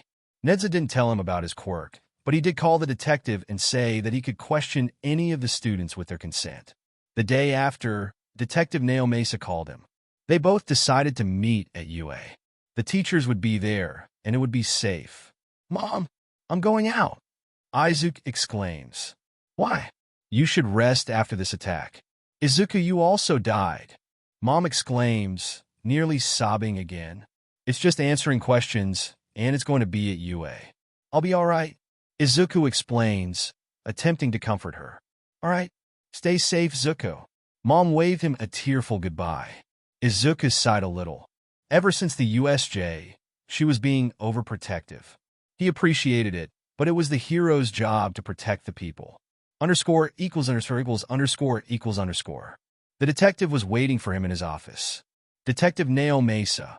Izuku greeted. "Midoriya, Izuku." Naomasa responds. "What are the questions you have for me?" Izuku questions cautiously. He doesn't really know his quirk or the guy. The fact that Kirojiri was a villain and possible other multiple clients he has were villains. That scared him. How did the villains get into the USJ? The detective questions. One of their members, Kirojiri, has a warping quirk. They used his quirk to get into the USJ. Naomasa unconsciously nods. That may be a part of his quirk or a habit. "Why did the Noma grab you?" "It wanted to kill me." Izuku lied. Naomasa shook his head a bit. "Ding. It was something that helped him with interrogations. It was something only he could detect. It wasn't something he saw, felt, tasted, or said. It was something he heard, which is why he kept shaking his head. It could also be because of thoughts, but he was sure that the detective was using his quirk. A nod for the truth and a shake for a lie. It was a truth-telling quirk. "You're lying." "I know, I just wanted to see how your truth-telling quirk is used." "You know, I just figured out." "How?" "I use my quirk." "What is your quirk?" Detective Naomasa continued on. "I have an analysis quirk," Izuku answered. Luckily, his comment wasn't a lie. Izuku did have a quirk. The definition of a quirk was a peculiar behavioral habit. Analysis was his quirk, just not the one he was thinking of. This was taking a dangerous step that may reveal his lack of quirk. Izuku just needed to get this over with. "How did you use your quirk during the USJ?" I analyzed the situation to get my friends out of danger. Did you know anyone in the USJ? My classmates, my teacher, and most of the pro heroes. Why did the Noma grab you and not immediately kill you? He was ordered to. The Noma was ordered to. What was his order? To kill everyone, but me. Why did he order that? He thought my analysis quirk was useful. How did they know about your analysis quirk? I might have unknowingly gave a villain advice. Who was this villain, and when did you give his villain advice? His name was Kirojiri, and I gave him advice when I was 11 or 10. Why did you give out advice? I wanted to help people. What advice did you give him? He could make warp into traps and create multiple warps. He didn't stay for long, so I couldn't analyze anymore. All right, this will be the last question. Nao Mesa explains to him. How does your quirk work? I'm not sure, Izuku responded. That's a lie. My quirk allows me to see the strength and weakness of a quirk. Izuku tried. That is also a lie. I use my quirk to analyze other quirks. That isn't what I was asking about. I think W should stop here. Without asking, Izuku quickly leaves the room. He starts to walk out of the school rapidly. Izuku was, to put it bluntly, worried. He was very worried. The fact that he lied multiple times on one question, that was going to alarm the detective. It was only when he had walked halfway to his house when he realized a third person had walked out of his office without permission. Izuku was really doing a bad job. School started soon after the questioning. The class walked around the room talking about their break and what they did. Izuku was briefly wondering who would substitute for Aizawa since he was injured. That was soon answered by the appearance of Eraserhead. Aizawa! The class exclaimed in unison. Should you be at the hospitals? Uraraka questioned concerned. No, the bandage-wrapped figure bluntly stated. But the school has decided to begin the UA Sports Festival. Aizawa started. Right after the USJ? Yes, stop interrupting me. Aizawa snapped at the student. In a few weeks, UA will be holding the sports festival to get the attention off the villain attack. He goes on to explain the history and how they should be training for it. All of the students also get a session with UA's court counselor. Aizawa only gets that far until Recovery Girl comes in and drags him off. They had free period the rest of the block. The part where Aizawa says court counselor makes him grim. He has to analyze about 16 quirks for his classes. The other classes might also go to him. Nedzu was going to kill him. He had to start now. A class was 1 hour and 30 minutes, which meant at least 5 minutes per person that was only his class. They'd probably do other classes too. There was the business class, the support class, the general education class, and the hero classes. That was only the first years. Izuku knew that he analyzed the dangers of all his classmates' quirks. He just needed the training, advantages, tips, and additional advice. Izuku started taking down notes at a quick, rapid pace. Zuku, what are you? Urarako attempted to ask. Sorry, busy, was Izuku's only answer. They all left him alone the rest of that class. Nedzu immediately sent him off to his office. Kaminari was already there sitting on one of the chairs. Hey dude, why are you here? Isn't it my turn? Kaminari commented confused. I am the court counselor, Izuku explained. That was probably going to be said a lot today. I have a question. How long do you have? I think it was 5 minutes? Kaminari told him. All right, that's enough time. Izuku takes out one of his notebooks. It was number 13. You shouldn't overcharge your quirk, because the drawback will be an advantage for your opponent. Opponents with metal quirks aren't really affected by your quirk, so you might need another strategy. You have an advantage over water quirks, and are okay with nature-type quirks. It would be useful to learn far-range combat and some close-range combat. You can use electricity with you close-range combat. Your quirk may be able to stun people if you can control the amount of shock you release.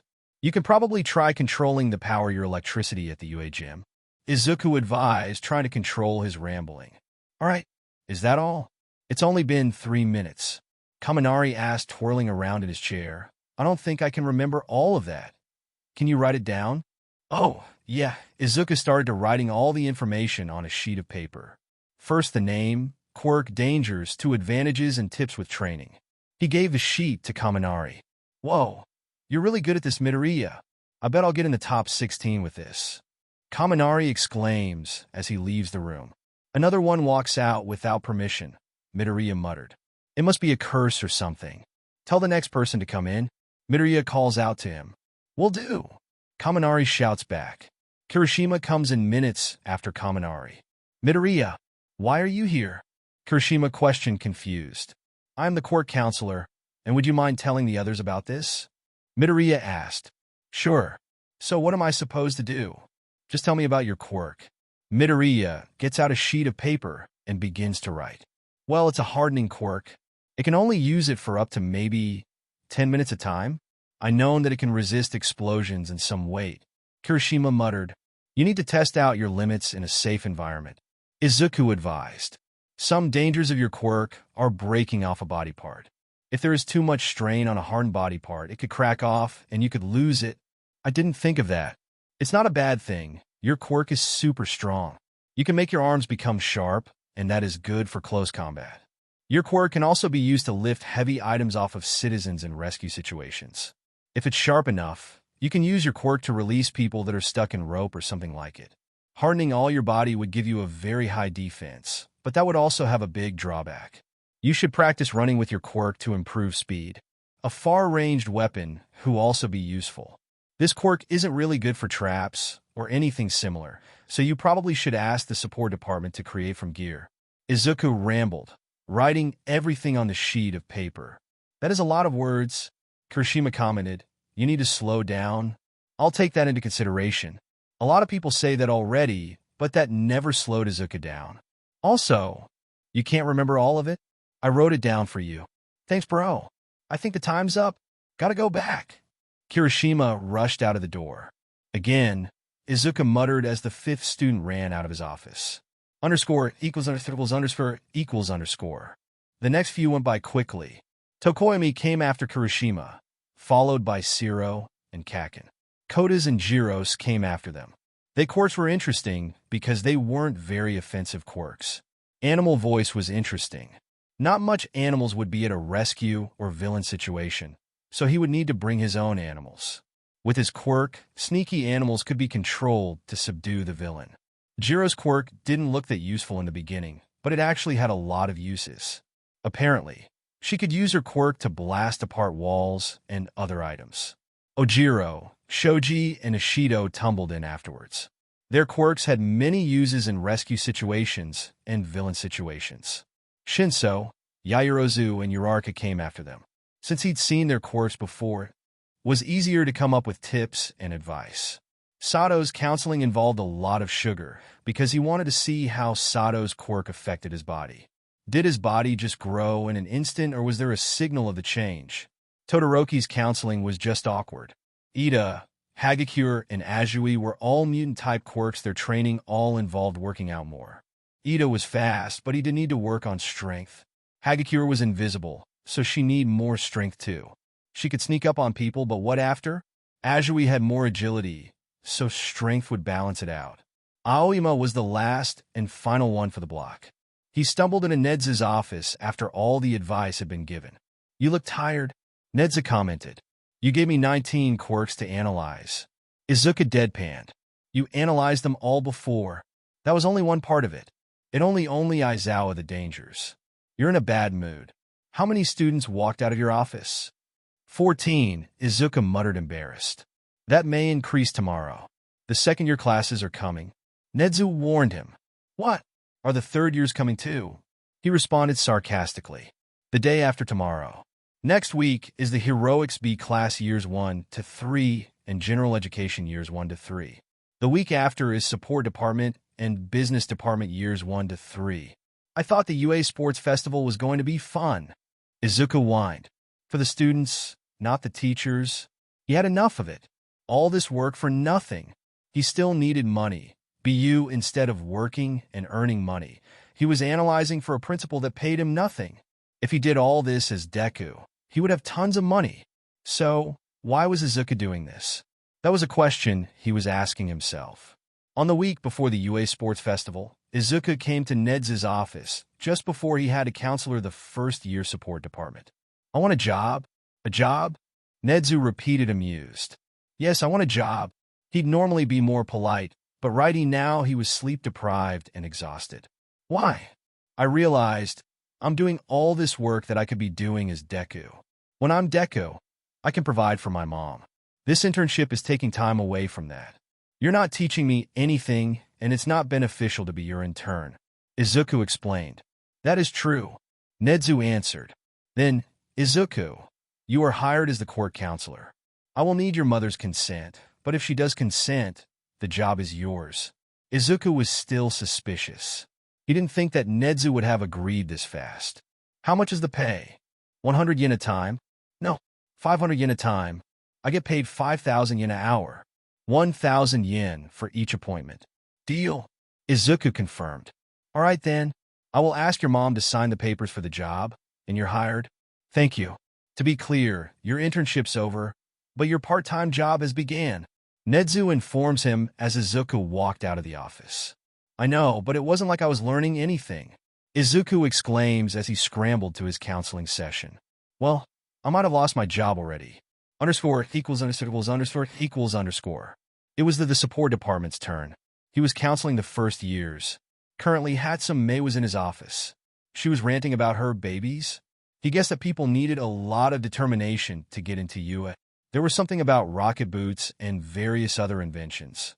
The support department didn't need to show off their quirks, so his advice would be different. They had to show off their inventions instead. Usually, the preliminary round was always a type of race. The first 42 that passed would move on to the next round. Then the second event would feature something that was based on the first round. It always included teams too. He wasn't exactly sure what the event actually was. The third event was always the same. It was a fighting tournament.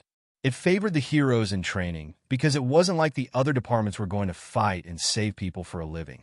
For the support department, they should focus on showing off their gadgets. Getting into the second round was cause a great amount of attention, and hero agencies will be looking at them. If they got into the third round, they should attempt to stop their opponent by using inventions and use as much inventions they have. For the first event, you might want to invent or use machines that can make you faster, jump higher, and get you through hard situations. A grappling hook or roller shoes with rockets would work. Your inventions for heroes can be introduced in the second event. They're usually team events, so you must want to invent something that would help your team overall.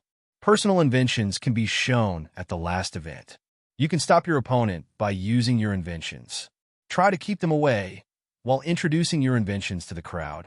Izuku had repeated this to almost every support student so far. That makes sense. Thanks, Doc. Hatsum exclaims. I'm not a doctor, but it's easier to say doc than quirk counselor. That doesn't mean I'm a doctor. You're kind of like a quirk doctor, so I'm going to call you Doc, okay? No. Well, I got to go to class by Doc. Hatsum left the room. Again, today was the UA Sports Festival. The students were walking to the arena. They were all geared up and ready. Aizawa pulled him over when they arrived there. Midoriya, Aizawa called out. Sensei, you have to make a speech for the UA Sports Festival. Now? Yes, it's going to be the beginning speech to begin the sports festival. You didn't tell me I had to make a speech up. You were the first during the exam. You should have told me at least a week before, Izuku exclaims, attracting attention of his classmates. You were busy, Aizawa answered. He left for the teacher's booth in the arena. How? Izuku muttered. Zuku, what happened? Uraraka questioned. I have to make up a speech in about 30 minutes for the whole world to hear. What? I can help, Uraraka offered. No, I'll make it myself, Izuku responded. He didn't want to burden her. That was the whole sports festival to worry about. Let's welcome the class you're here for. Class 1A. That's our cue, Ida exclaimed. The class of 20 jogged out of the holding area and to the middle of the arena. Deafening cheerings followed them as the heroes in training waved to the crowd. This is so cool, Kirishima said as he posed. I know, Kaminari replied with the same excitement. The other students were also getting excited. Almost everyone watched the UA Sports Festival as a kid. They saw how these students became amazing heroes, and now they were going to join them. Amazing Heroics Class 1B follows them. 20 more people jogged out. They started to wave at the cheering cloud. Izuku was sure that some of them were glaring at them. When he was doing his counseling with them, most of them seemed jealous, especially Minoma, who had the copying quirk. It was useful, but he was too full of himself. "We're gonna beat you, Class 1A, Monoma declared. "Who are you bastards?" Kaken growled. "I'm Monoma Nito, and I'm here to beat you pricks to the ground. 1A isn't everything. You think you can beat me?" Kaken stomped over to Monoma. "I can and will." Everyone was staring at the fight. Mike Present had even forgotten to announce the next class. Izuku could feel the tensions rising. No one was doing anything. "Stop," Izuku said, walking in the middle of their argument. "Izuku, Counselor Midoriya, you're making all of us look bad," Izuku commented. The pair looked around. It was true. Some of the people in the crowd had looked confused and a bit scared. And now, the outstanding Class 1C is running in. The 20 and so students came running in, bright smiles on their faces. "Our genius support class arrives." 20 more students walk in, showing off their various inventions. "Our last class is the perceptive business class." The students walk in, skimming the edges of the large group of students. They all had books and were muttering. Similar to Izuku. Now for the speech from Midoriya Izuku from Class 1A. Izuku nervously walked up the stairs to the main platform. Stares and whispers follow him. They probably all recognized him. That put more pressure on him. A lot more pressure. Isn't he a teacher? It's the court counselor. He's a student? Hello people of Japan. Izuku started a bit nervous. He was not prepared. Even if he was told a week in advance, he would be nervous. "I hope everyone's doing well." There was silence. "I just want to say, everyone should go above and beyond to do their best. Your quirk isn't everything. I only have an analysis quirk, which most people would say isn't a hero quirk, but I still got to the heroics class. No one should be criticized because their quirk is a bad one or a villainous one. Everyone can be a hero and do their best, no matter what quirk they have. Go plus ultra." Look at that inspiring speech from Midoriya Izuku. Cheering came from all sides of the arena. Midoriya only stepped down from the platform in relief. At least he didn't mess up. His friends congratulated him as Midnight took the stage. "Welcome, Japan. I'm the heroine Midnight, bringing you the first event." She points to a set of golden gates. "Our first event is an obstacle course. There are multiple obstacles you have to go through to reach the end. The first 42 students will get into the second round. Students line up at the start. They walk to the gates, wondering what was past them. It was big and blocked their view from the rest of the course. Are you ready? We begin now," Midnight exclaims with a pose. The gates slam open and students rush into the obstacle course to the first challenge. It was a massive rock. No way around it. It had small handles on it and was about 30 feet tall. Some students groaned, but others ran for the wall. He sees Todoroki soar up on pillars of ice. Kaken blasted his way up. Yaoyorozu creates a rope and climbs her way up. Uraraka floats on one of the handlers she broke off. Izuku freezes. What should I do? His mind comes up with a quick, simple solution. He grabs grappling hook from his belt and shot it. The hook had reached one of the top handles. It wasn't the top, but close. With a press of a button, he was flung up. The air rushed through his hair as he flew. Izuku grabbed a handle and climbed up. He reached the top and looked at the other side. Handles were on that side too. Students were supposed to climb down. Some students were already running to the next obstacle, a large chasm. It was about as wide as the rock. Most of the students were stuck on that part. They were standing still, trying to come up with a plan. Izuku had to focus on the obstacle, not analyzing. He jumped from the rock structure and pressed a small button on his shoulder. His cape straightened out, and he glided past the chasm and past the third obstacle, a parkour challenge.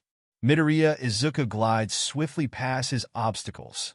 He jumped onto the ground and pressed the button on his cape again. The glider retracted, and he ran to the next obstacle. It was robots, a bunch of robots. They were 1-pointers and 2-pointers from the exam. This might not be as hard. Suddenly, 5 giant 0 points appear from the ground. I jinxed it, didn't I? How do I get through this? I can't disable all of them. Ding! He grabbed his staff and used it as a lever to boost himself up and on top of a 1-pointer. Izuku steered the robot to the 0-pointers. There was no way around, but there was always up.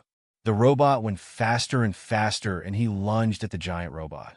He stabbed it, breaking the metal plating, and started climbing the huge exterior of the zero-pointer. The robot couldn't do anything. It ignored Izuku. He scaled at little difficulty. After training, that didn't seem as hard as he thought it would be.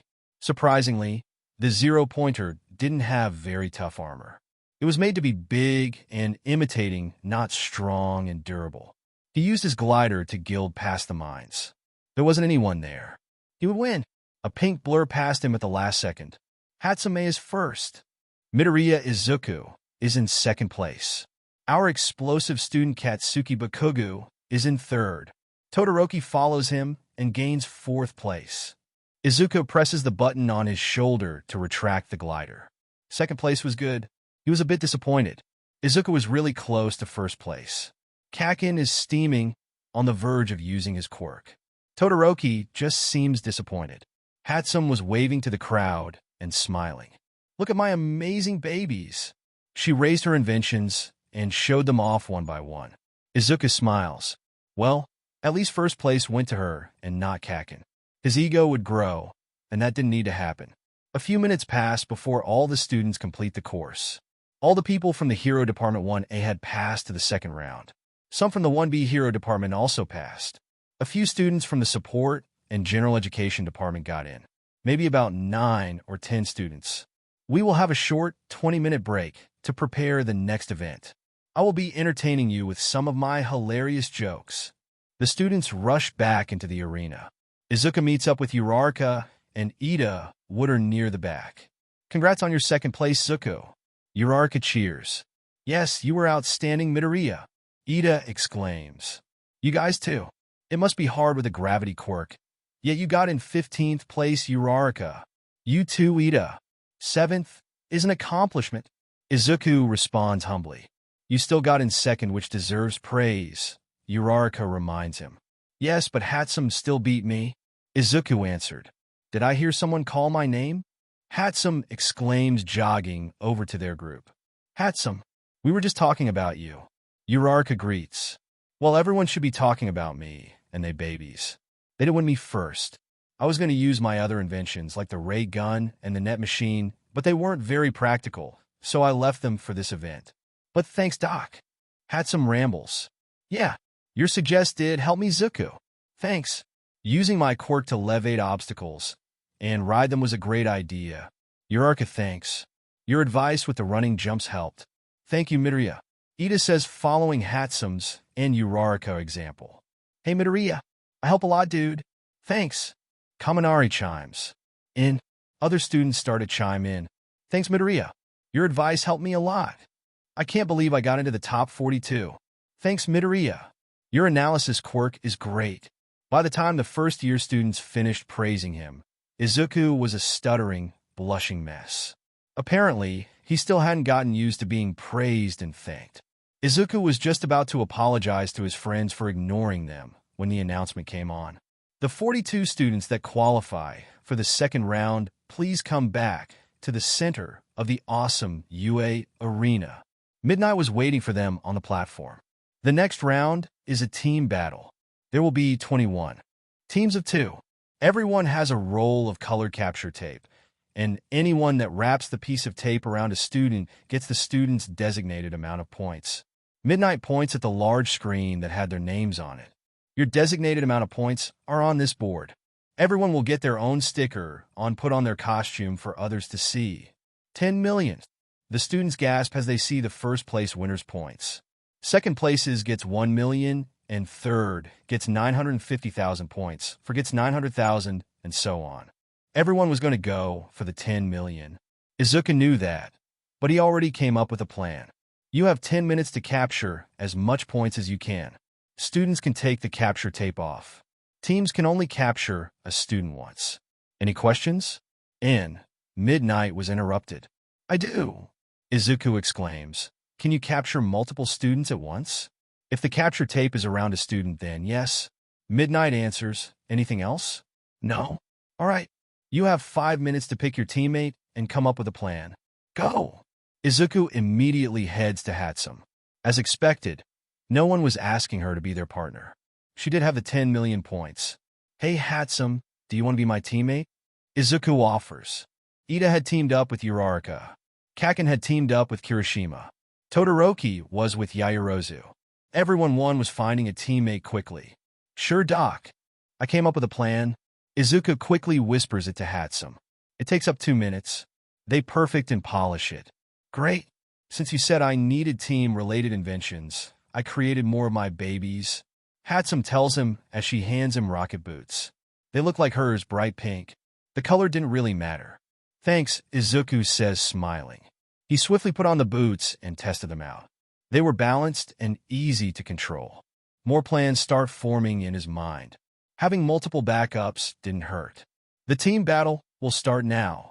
Midnight suddenly yells, causing everyone to scramble in panic. Izuku and Hatsum immediately flew up to the skies. The rocket boots probably can last that long, but the students can easily see them and pick them out. Ice shards flew at them, and some bits of explosions. One time Kaken actually blasted his way up to try to get them, but it didn't last for long since he couldn't use his quirk constantly for more than 3 minutes. Izuku and Hatsum just avoided the other students that were running and jumping around attempting to get them. All they had to do is to keep away from the capture tape, right? Team Hatsum Midoriya are flying around and avoiding the others. Will the other teams get them? They watched and dodged the attacks. Hatsum even started commenting on inventions or the babies she could make that would help them. A metal weapon in Kaminari's hands would be deadly. Siro might need a weapon too, since he mostly uses his agility. Shinso might need a speaker, so his opponent would hear him and acknowledge him. Uraraka was riding on Ida's shoulders and poking every piece of capture tape that was about to hit them. The tape would fly in the air and never come back down, causing the team to lose their ability to take any more points. That was a smart idea. Hagakure was sneaking around and tying capture tape around the ankles of unsuspecting students. Jairu was using her ears to wrap a piece of capture tape on a student's ankles or fingers. When the timer reached the 5-minute mark, the team flew lower and swooped in to tie their pink and green capture tape around the heads of some of the students. Small pieces of tape caught him, but they never went all around him. They wouldn't count. Zuku, Kaken growled, tearing through the crowd and running at him. He briefly wondered where Kaken's teammate was but started to flee instead. Izuku flew up, Kaken following. He swirled around, trying to lose Kaken when Todoroki came and created a wall of ice in front of him. Nets from Yaoyorozu attempt to capture him. Hatsum was having the same problem. She took out a mysterious gun-shaped machine and shot a blob of goo at the students attempting to knock her down. They seemed to make them stuck onto the ground, let others capture them easily. The timer hits the 30-second mark. The last part of the plan begins. Izuku hands Hatsum the end of one capture tape. They run in opposite directions around the arena. 20 seconds. He runs faster around the arena. Students are being caught by their tape and attempted to get the green tape off. 10 seconds. He sees Hatsum at the corner of his eyes. Faster. 5 seconds. He's a meter away. 4 seconds. He pulls the tape. 3 seconds. He takes Hatsum's capture tape. 2 seconds. Izuku holds both of them in his hand. 1 second. He taped them together. Stop! All the students freeze, disappointed or excited. Izuku and Hatsum were in the later category.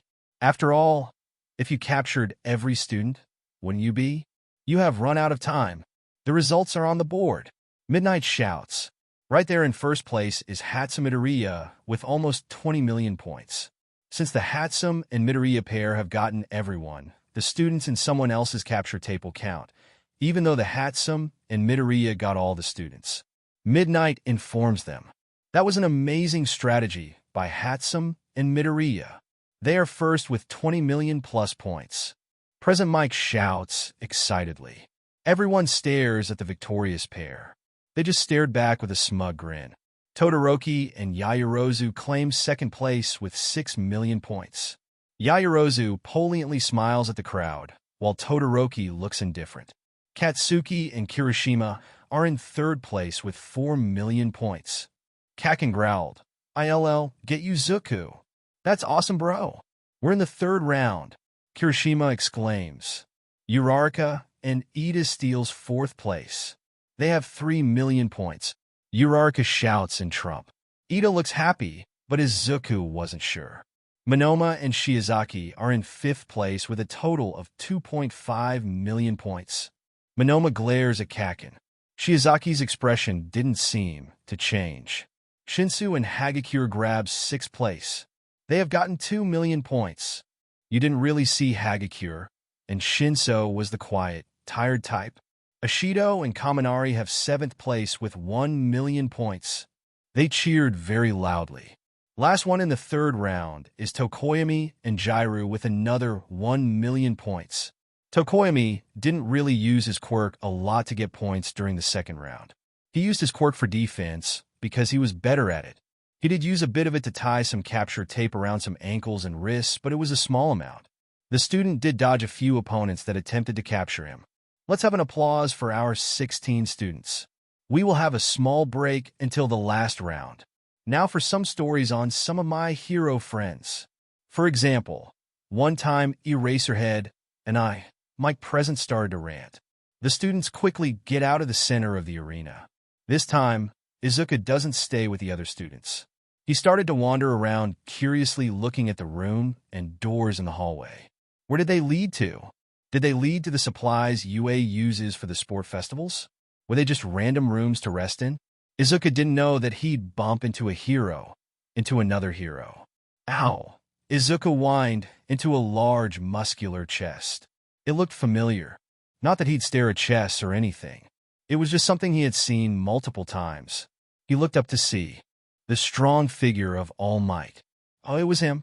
My boy, are you all right? The hero questioned. I'm all right, Izuku responded distractedly. Looking around, he sees the other fiery chest. It was Endeavor. There was an eager glint in his eyes as he stared at the #1 hero. All Might. Endeavor greeted harshly, completely ignoring Izuku. Endeavor, it's nice to see you again.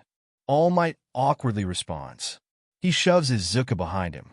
He wants to glare at the hero, but now wasn't the time. Izuku settled for listening to the conservation. You're being seen less and less. It is true that you're retiring. Endeavor asks. And no, I'm needed somewhere else. All Might grabs Izuku's arm and calmly speed walks away. They pass multiple hallways and multiple people until they finally stop. All Might releases his arms. There were light bruises on his arms. He rubbed them and glared at the #1 hero. HI's glare softened a bit after he realized that the hero was worried for him. Thanks, Izuku muttered. Are you all right, young Midoriya? He glances at the light bruises on his arm. Yes, these were from your grip. I'm sorry. Do you want to treat them? I can lead you to recovery, girl. No, I'm all right. Thank you again. Izuku promptly leaves the hero and goes off to find his friends. Apparently, wandering around was not a good idea, especially when the #1 and #2 heroes are around. The 16 students in the 3rd round, please enter the awesome UA arena. Izuku walks out, meeting Uraraka and Ito on the way. Where are you, Izuku? Uraraka questions. I was just wandering around, Izuku answered nervously. He did not want any more attention. Did you find anything interesting? Ida asked curiously. Not really. Izuku walked to the middle of the arena and glanced at the board. It was showing all of the students' names and their opponents. Yaozu and Uraraka were going to fight each other. Todoroki and Shiozaki were against each other. Kaken and Jairu? That would be interesting to see. Monoma had Ida as an opponent. Ashido and Kirishima were versing each other. Hatsum was going against Kaminari. He was against Hagakure. That would be hard. How do you fight something you can't see? Well, there were multiple solutions to that, but he wasn't exactly sure if they'd work. The easiest and quickest solution he could think was pouring paint or something similar on her. Her strengths were in surprise and sneaking around. Izuku had some time to think this through. He was going in the 2nd round. Hatsum and Kaminari were first up. The rest of the students left the arena to enter the stands and see the fight from above. The goal was to knock your opponent out of the designated area or to immobilize them. The winner got to go to the next round. It was an opportunity to show off your quirk, even if you didn't have one. Go! Hatsum had 2 machines in her hands. They weren't familiar to him. They looked like guns. She shot one at Kaminari, causing him to dodge. But it wasn't a bullet. It was a bubble. A large bouncy bubble was surrounding him. Kaminari created electricity, trying to pop the bubble. He lunged at the edge of the bubble, trying to shock it apart. The bubble only stretched. That's my bubble-capturing baby. Perfect for capture those pesky villains. Hatsum fires the other gun-shaped machine. This is my trap baby. Hatsum uses her finger to pop the bubble Kaminari was trapped in. He immediately tried to lunge at her, but failed when she fired her invention. It started out as a blob of goo. When it hit the legs of Kaminari, it blew up. It wasn't an explosion. The goo grew on the student and covered his whole body. Only his eyes were shown. Hey! Kaminari whined. Then I have a baby that can shift from a staff to a bike. And I have a rocket launcher that looks like a purse. Oh! This one is a handle with rockets. You can fly short distances with it. Here's a grenade sword. It's sharp and shoots out grenades. My baby gas shield is amazing. It can defend you and sprouts out sleeping gas. It's my blinding glasses. Your vision is blocked, and it sends out a bright light that blinds the people around you. Then it's, hey, midnight. She already stopped me. This round is over. The last comment was from an angered Kaminari. He had managed to break the substance on his mouth. Oh, Hatsum Mei wins this round and goes to the second round. Midnight exclaims, Ashido and Kirishima, you guys are next. They take their places at the edges of the designated area. Go! Ashido flings acid at the cheering figuring of Kirishima. Most people would think that Ashido had a more better quirk than Kirishima. That wasn't true. It was true that Ashido's quirk was from powerful, but it wasn't true that it was better. Kirishima had the advantage. He had more offensive and defensive uses with his quirk. Izuku knew that he also practiced moves. Ashido couldn't really defend herself. If it was an explosion, there would be no way to defend herself from it. But no one ever knew what would happen. You can't predict the future. Kirishima dodged the acid, unsure if it would hurt him.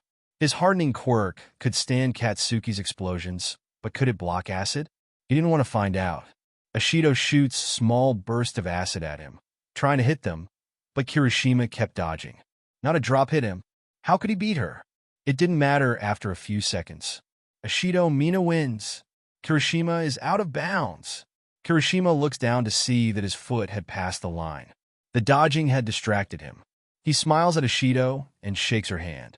You did a great job, Kirishima says, despite losing to her. You did too. They leave the arena to clear the way for the next competitors. Ida and Monoma, you guys are competing next. Midnight Cheerful informs them. The pair step up to the arena. Hey, it's the robot. Monoma smirked. I'm not a robot. Ida simply replied. Go.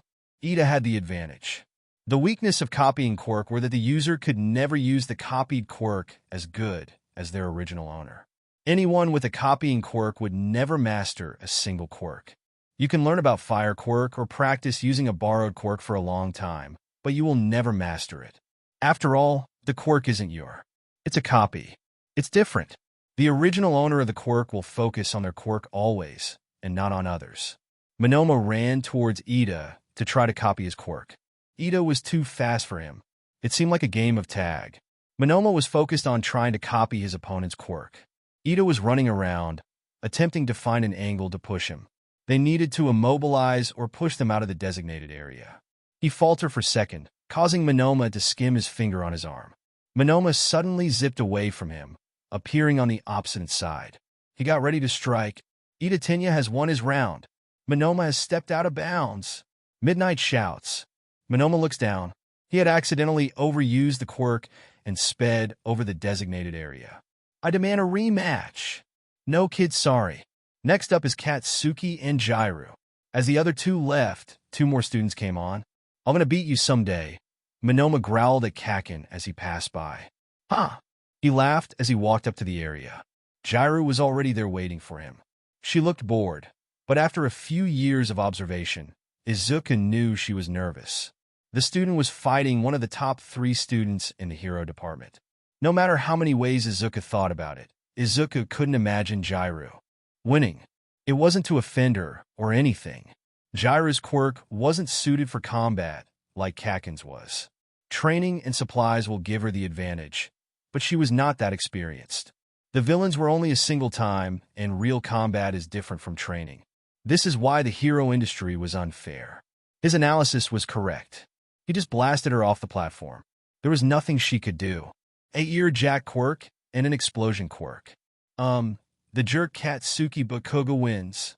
Midnight declares. The crowd that usually cheered started to boo. Hey! Aizawa took him away. Next is Midoriya, Izuku, and Hagakure Toru. How do you fight an invisible person and show off your quirk? It isn't easy to do so. He could throw paint of something on her, but anyone can do that. Izuku needed something unique.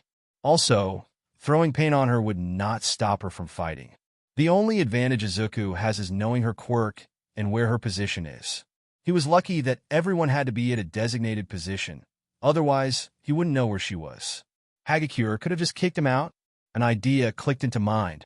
Hatsum, can I borrow one of your inventions? Izuku took his place at the edge of the designated area. He assumed that Hagakure was at the opposite side. Go! Izuku immediately took out the invention Hatsum had lended him. It was a sonic ray gun. It has the ability to create super powerful waves that can push a person back. As soon as Present Mike had said go, Izuku turned it on and fired. Powerful waves blew at the other side. A yelp was heard, and he knew it worked.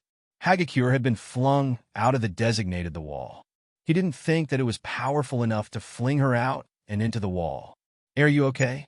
I didn't think it was that powerful. He stutters at the wall with dents. Izuku thinks she's there. Yeah, I'm fine. I guess Midoriya Izuku has won. Midnight exclaims. Izuku walked towards the wall and tried to find Hagakure. Do you need help? I'm fine. There was a bit of floating blood. That might be from the impact. I'll take you to the nurse's office. And Izuku did. He left the arena with an invisible hand in his hand. Todoroki Shudo and Shiozaki Ibara. They waited for a while for Recovery Girl to come other. Izuku left there when the hero arrived. He walked back to the stands of the arena to see the rest of the match. Instead of seeing two students fighting, Izuku sees a girl trapped in ice and Todoroki standing next to it. Todoroki Shudo has immobilized Shiozaki Ibara. Midnight announced. Todoroki placed his palm onto the ice. It started to steam and quickly melted. The girl dropped from the ice to the ground harshly. She quickly stood up and left. There was a scatter of claps. Todoroki's gaze was expressionless, and the audience were sure to clap for him or not. He had just uncaringly froze a girl. All right then. Yairo Momo and Uraraka Ochako. Midnight introduces.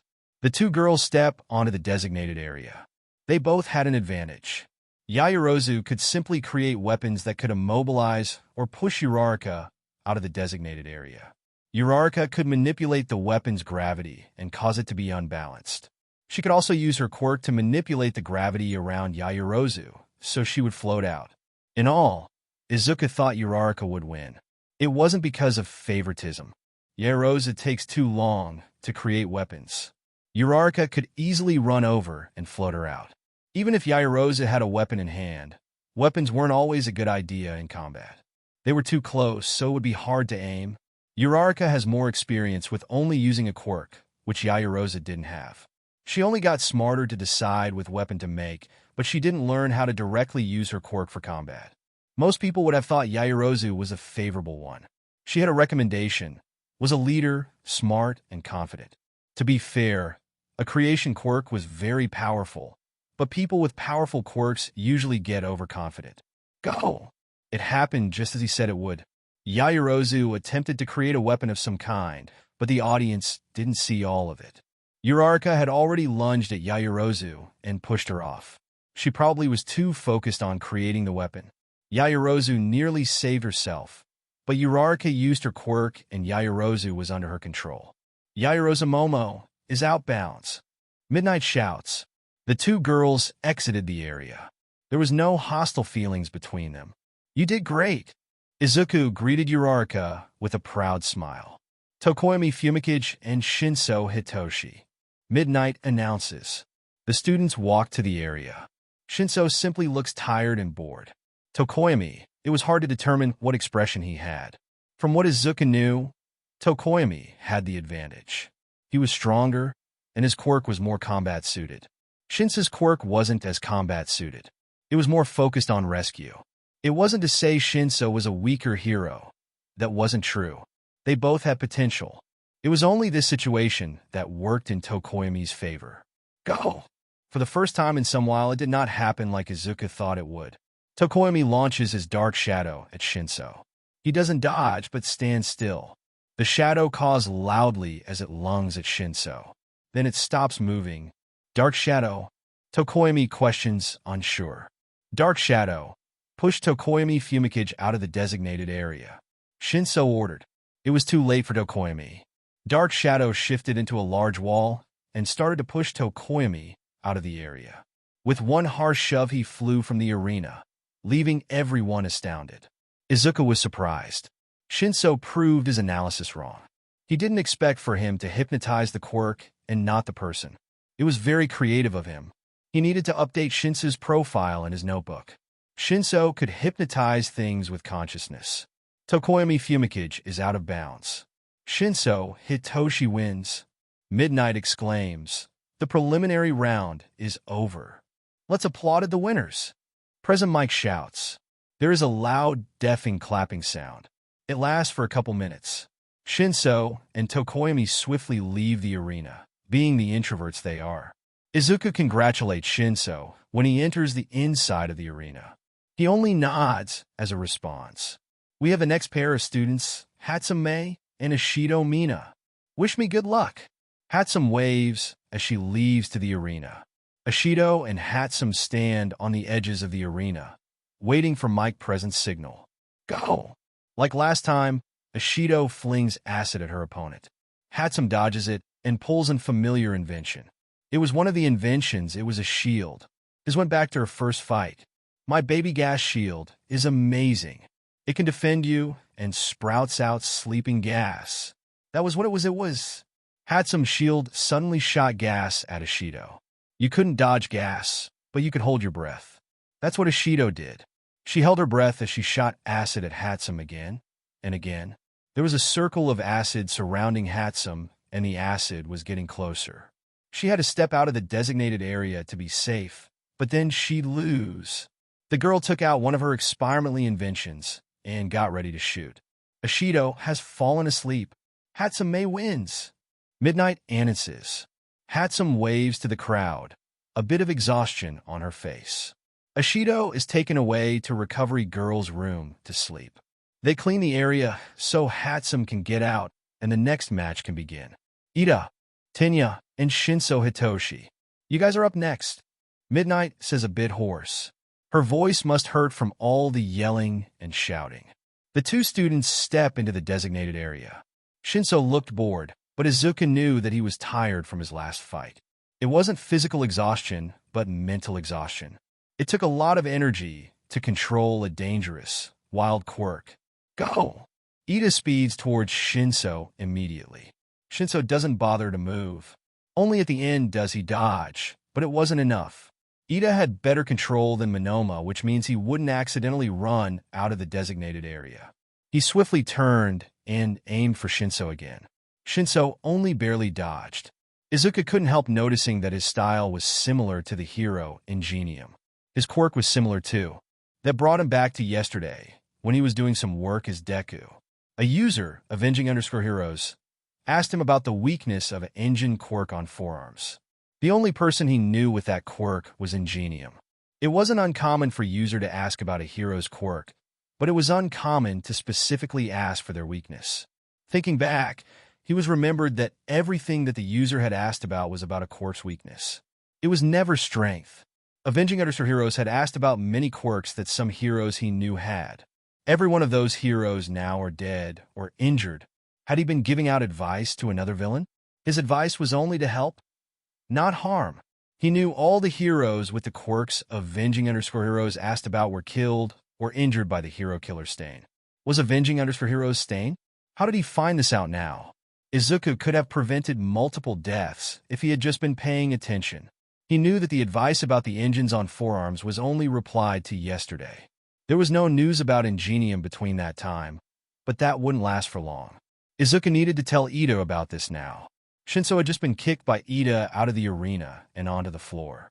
He did last for a while, but Ida wouldn't respond to him. He had a lot of self-control, not to rules but mostly everything else. He had to practice it because Ida was a bit too uptight. Sometimes obeying the rules too much doesn't help you. Ida had to learn how to relax. It was something Izuku advised him to do. Shinso Hitoshi is out of bounds. Ida Tenya has won this round. Midnight shouts. Izuku meets Ida near the entrance of the arena. Ida, I think your brother is in trouble. My brother in trouble? He is a hero. I am confident that get out of whatever danger you think he is in. Ida answered with a touch of hero worship. At least send people to his location. I know something going to happen, and it's not going to be good. Izuku warned him. I could do that, Ida says. Izuku wasn't usually wrong. He leaves pressing in a phone number. Izuku just hopes that Ida gets to his brother quick enough.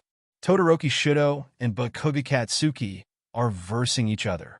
Midnight gleefully exclaims. All the students are interested. These are the heavy hitter in the hero class. They have the best combat-suited quirks. How would they fight against each other? The two students take their places. Both of them seem arrogant and egoistic to him. Izuku isn't sure on this fight. They both seem powerful. Explosion quirks are strong and powerful, but Todoroki might have the power to stop them. If you plug up the hole, then it will stop. It's the same with Kaken's quirk. If you stop the sweat, no explosions will form. Todoroki's ice can be chipped away by the explosions, which puts them on an equal footing. Go! Todoroki instantly sends ice at Kaken. Kaken dodges and shoots his explosions onto the ground to propel himself up. That doesn't hinder Todoroki. Ice flies through the air. It's aimed at his hands. That's a good idea, but Todoroki actually wasn't doing that. He was cooling the air. Izuku shivered as the air steady got colder and colder. Kaken's explosions are getting smaller and less powerful. The powerful steam of ice cooled the air, and Kaken is sweating even less. His heart beats furiously. They both have powerful quirks, and there is no clear outcome. It gives him a thrill. This is a mystery. The UA hero students are really outstanding. Kaken is still throwing explosions around. He's on the ground after deciding to not waste any more explosions. The explosions start pushing Todoroki towards the edge of the designated area. Todoroki creates a large ice wall, but the explosions are chipping it. Kaken is furious. He keeps yelling profanities and trying to get to Todoroki. When he finally gets through the wall, he is absolutely exhausted. Todoroki created ice from under him and attempts to fling him into the air. Instead, he flies in the air and starts blasting at him from above. Todoroki isn't focused on cooling the air, which gives Kaken more ammunition. They are both careful and do not go past the line. His explosions form in front of Todoroki, creating a wall of explosions. He used Todoroki's idea against him. Any ice forming would be blown off by Kaken's explosions, and Todoroki was getting closer to the edge of the designated area. Izuku could tell there was some shouting involved, something about half doing it. Izuku knew that if Todoroki used his firepower, he'd stand a better chance against Kaken. But every time Izuku suggested using his firepower, Todoroki refused to. He just didn't seem to understand that his fire quirk wasn't from his father. There were many other people with fire quirks. Why was he any different? Anyone can use quirks to harm people, but that was their choice.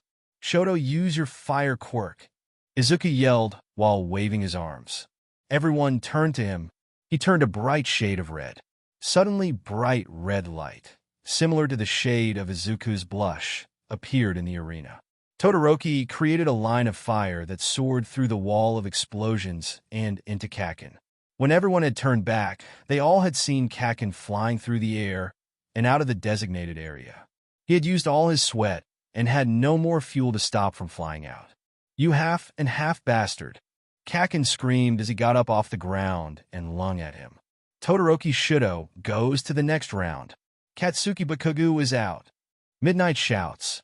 Todoroki steps out of the designated area and calmly walks away, ignoring the screaming Kaken behind him. That was an amazing match. Now for Uraraka Ochako and Izuku Midoriya. Midoriya walked to the designated area. Uraraka was close behind. They took their places. Izuku knew that they wouldn't hold back. He just hoped that she wouldn't be offended if he beat her. He never really had a lot of friends. Go! Uraraka came at him first. She lunges and tried to grab him. Izuku only barely dodged it. His short time doing judo paid off. She lunged at him again. Yet again his dodges. Izuku had to make up a plan quick. Gravity manipulation or anti-gravity. That quirk controls the gravity of an object. If Uraraka only used that quirk on his support items, it wouldn't really affect him. It would make the object lighter, but a bit harder to hold on. The object would have the same mass, and it would do the same amount of damage. He had to keep a hold of it. At the next swing, Izuku used his staff to block it. His staff suddenly became lighter. Izuku still had it in his grip and swings it under Uraraka's legs, causing her to fall. The stun was activated, so she was stuck for the next few minutes. Izuku started to relax when he noticed Uraraka looking up. Rocks. Big, giant rocks fell from the sky. Izuku looked up and started to jump around trying to dodge it. Sharp edges scraped him and hit him. Luckily, none of the large rocks had hit him. Only small ones he couldn't dodge. About 20 rocks hit the ground before it was over. He looked up just to check. She wasn't finished. When he was dodging some of the rocks, Uraraka had managed to use her quirk on another rock. It was right on top of him and falling rapidly. It nicked him, but he dodged the last one. Izuku tried to catch his breath. Uraraka was in no shape to move. Uraraka Ochako is immobilized. Midoriya Izuku moves to the next round. Midnight announces, "This round is over. Let's cheer on our talented winners." A loud, excited cheer rang through the arena. "Who's ready for the next round?" President Mike shouts.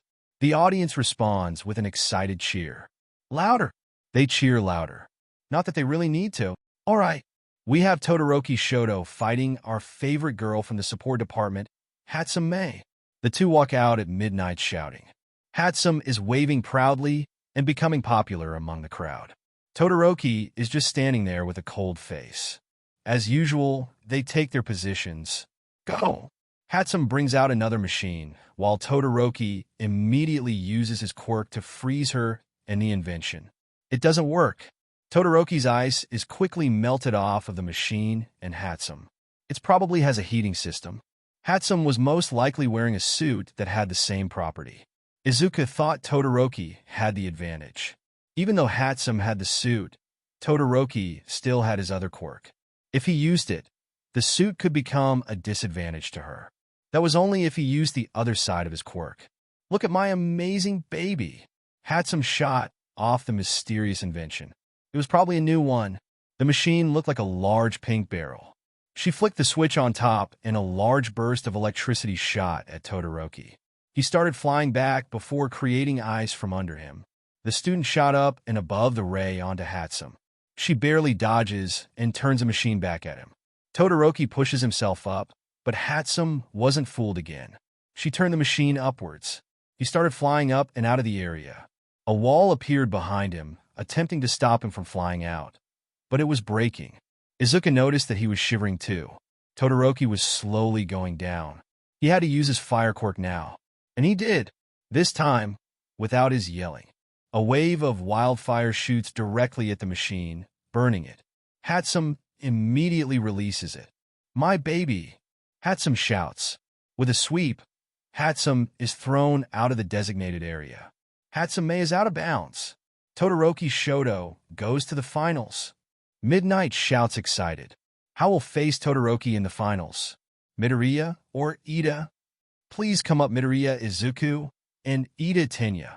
A man in a suit comes up to her. Midnight leans down to hear what he's saying. She nods and stands back up while the man scrambles away. Ida Tenya has withdrawn from the UA Sports Festival for family reasons. Shinso Hitoshi is fighting instead. Midnight announces. Midoriya, still a bit tired, walks up to the designated area. Shinso looked bored, as usual, but Izuku detected an upward tilting on his mouth. He was determined, not that he looked like it. Go! Midoriya ran at him. He swung a fist at him, trying to knock him out. Shinso ran out of the way and attempted to throw a fist at him. Are you even sure you have a quirk? Analysis can be copied by anyone. Shinso taunted. He was right on the spot, and he didn't even know it. Midoriya's determined expression didn't really change, except for the small gritting of teeth. He doubled to his efforts in pushing Shinso out of the area. Shinso just kept dodging. Swing, dodge, swing, dodge. Can't catch me. Both of them most likely trained their physical body instead of their quirks.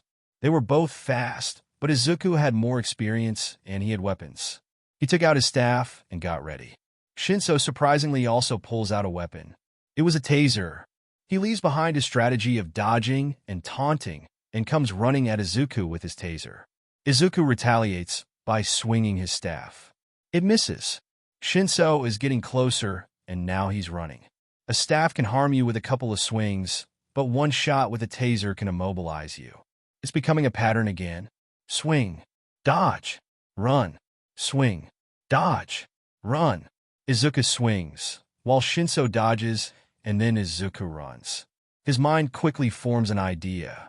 The next time Shinso attempted to dodge the staff, Izuku swipes his feet from under him, sits on top of him, and pulls his arms together and hold them. This is very amusing, Shinso sarcastically says from under him.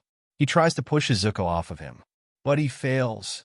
They're about the same size, so it doesn't work. Shinso, can you move? Midnight asks. He attempts to push him off again.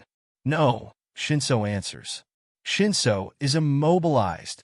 Izuku moves the finals and is going against Todoroki Shudo. Midnight shouts, "We'll start the finals in a couple of minutes." Izuku scrambles off of Shinso's back. Sorry. Izuku stutters and starts to back off. It's all right, Shinso responds, walking away. You did really good. You got in the semifinals at least. Izuku jogs next to him, trying to cheer him up. He did do very good for someone with a non-offensive quirk. Ito was supposed to fight? I bet if you had more weapons you could have won. Flattery doesn't work on me. I know I'm not going to be a great hero. You could need support items to help you along the way. I only have an analysis quirk. Without help, I wouldn't have beaten the obstacle course. You did, without any weapons. I only got here with weapons and my analysis on other people. I already have knowledge of all the students in the sports festival, so that gives me a head start. You, on the other hand, had only your unique quirk to use. If Hatsum and I can beat the hero students with only support items, you can do more than that. Izuku explains. He doesn't respond immediately. I'll beat you next time, Shinso declares before leaving the arena. Izuku is left there unsure of what to do. He can go over notes and come up with strategies, but nothing prepared you for the real thing.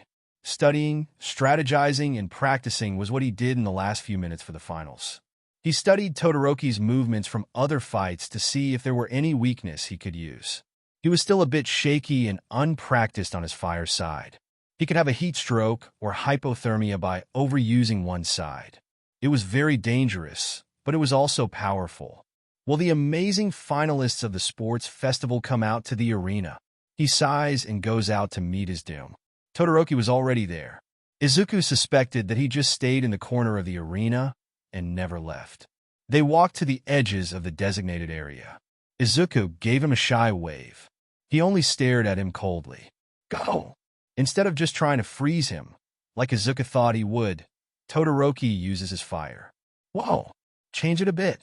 Izuku mutters as he runs and takes out his staff. Todoroki refuses to answer and sends a wave of uncontrollable fire at him.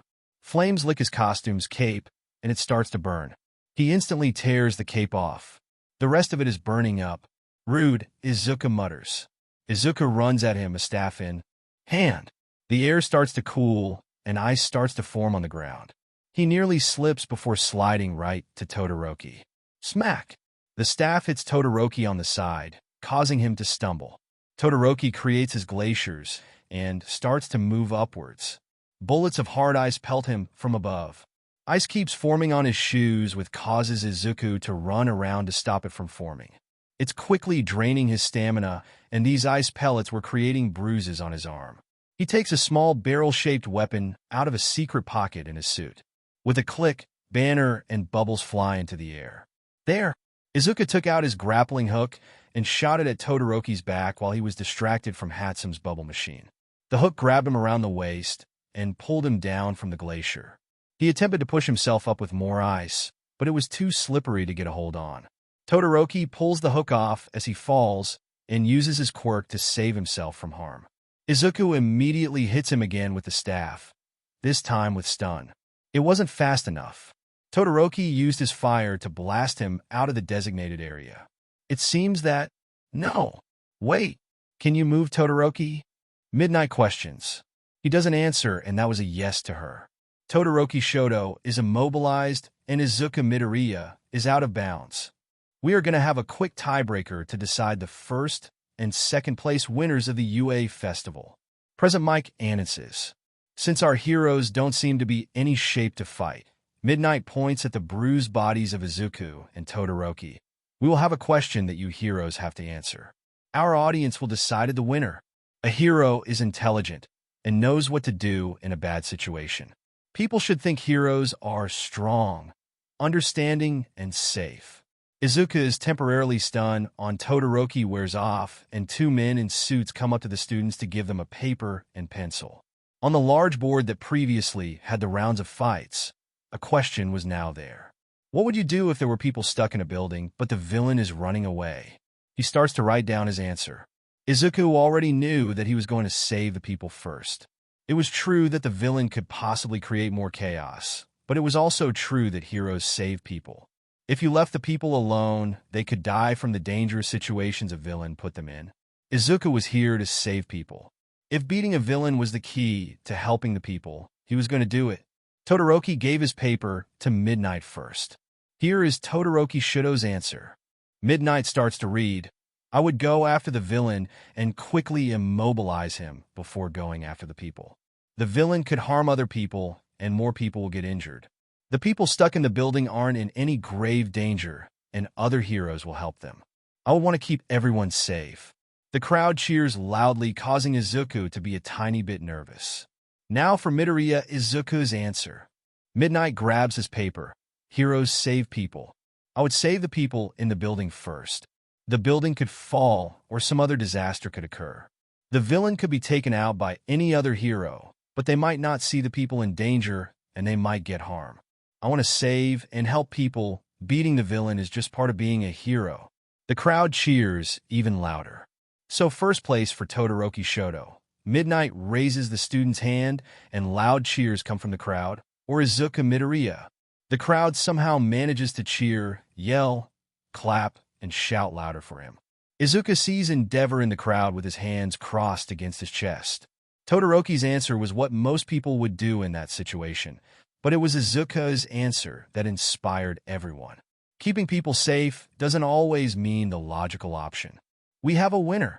Present Mike shouts. Like usual, Midoriya Izuku is first for the UA Sports Festival.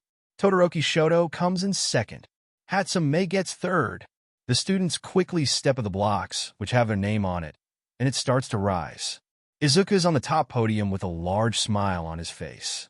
Todoroki stand indifferent on the side of him, while Hatsume, somehow, is still showing of more invention. They were the fun ones. All Might steps up to Hatsume first with a bronze medal. He only smiles widely and proudly at her as he places the medal around her neck. All Might then comes up to Todoroki. You did a great job. Truly worthy for a hero. Then he places the silver medal around his neck. I'm proud of you. All Might places a golden medal around Izuku's neck. Everyone applauds for your UA Sport Festival winners. The next few days were weekends. He slept most of the time. Fighting a bunch of students that were training to be heroes took a lot of work. Most of the bruises of Todoroki's ice vanished by Sunday, so that was good. Izuku also looked at some requests on his website and answered some of them. He was still a bit unsure about the website now. After discovering villains used his advice, Izuku almost quit. But his mom still needed the money, and heroes also used his website. Heroes would stop the villains, so even if Izuku accidentally gave a villain advice, the heroes would stop them. It would also give him knowledge of the strategies the villains would use. After convincing himself to keep the website up, he took some of the requests and answered them. There was a time Quirk water quirks, fire quirks, and a recharging quirk. He only hoped no one was harmed because of the information he was giving out. Izuku first went to Ito on Monday. "Ida, how's your brother doing?" Izuku asked him softly. "He is currently in the hospital for stitches. The hero killer only managed to harm him, but his agency was able to get him to the hospital quick enough to treat all his wounds before they got worse. They say he can go back to hero work in a few weeks." Ida answered relieved. "Izuku, how did you know that my brother was in troubles?" "I can't really answer that, but it could potentially save other people from staying." "I know, I'll tell the principal about it." But Aizawa enters the classroom, causing all the talking to stop. There are nominations for the hero agencies that want you to intern with them from watching the sports festival. He starts to write the student's name and the number of nominations that students got next to the name. Despite being in second place, Todoroki was on top with a couple thousands of nominations. Izuku also got a couple thousand. Most of the students got hundreds under them. Aizawa then hands out stacks of papers to the students. "You also have to come up with hero names, and Midnight's going to help you later. Just pick a hero agency to go to for now." Then he promptly leaves the room. Instead of immediately bursting into a loud chatter, all the students look at their papers. "Cool. Crimson Riot nominated me. It's 13th agency. I'm definitely choosing this one." Izuku flips through his paper to see agencies like All Might's, Snipes, and Midnight's. Midnight's agency might help since her quirk is a sleeping aroma and it's not offensive. He need to learn how to fight better, and All Might, how uses brute force, will not help that. Midnight already knows how to fight and utilities her surroundings. Izuku starts to cross out some of the agencies he knows won't help him. Not this, that one might, probably not. Bam! Midnight arrives, causing another quiet moment. "All right, everyone knows that we're choosing hero names, right?" She doesn't wait before handing everyone a whiteboard and marker. "I'll give you 15 minutes to come up with your names." Izuku quickly grabs the marker and attempts to pick a name. Deku, no, that's already a famous name. Midoriya? That didn't sound as good. The Analyzer? Not really creative. Midori?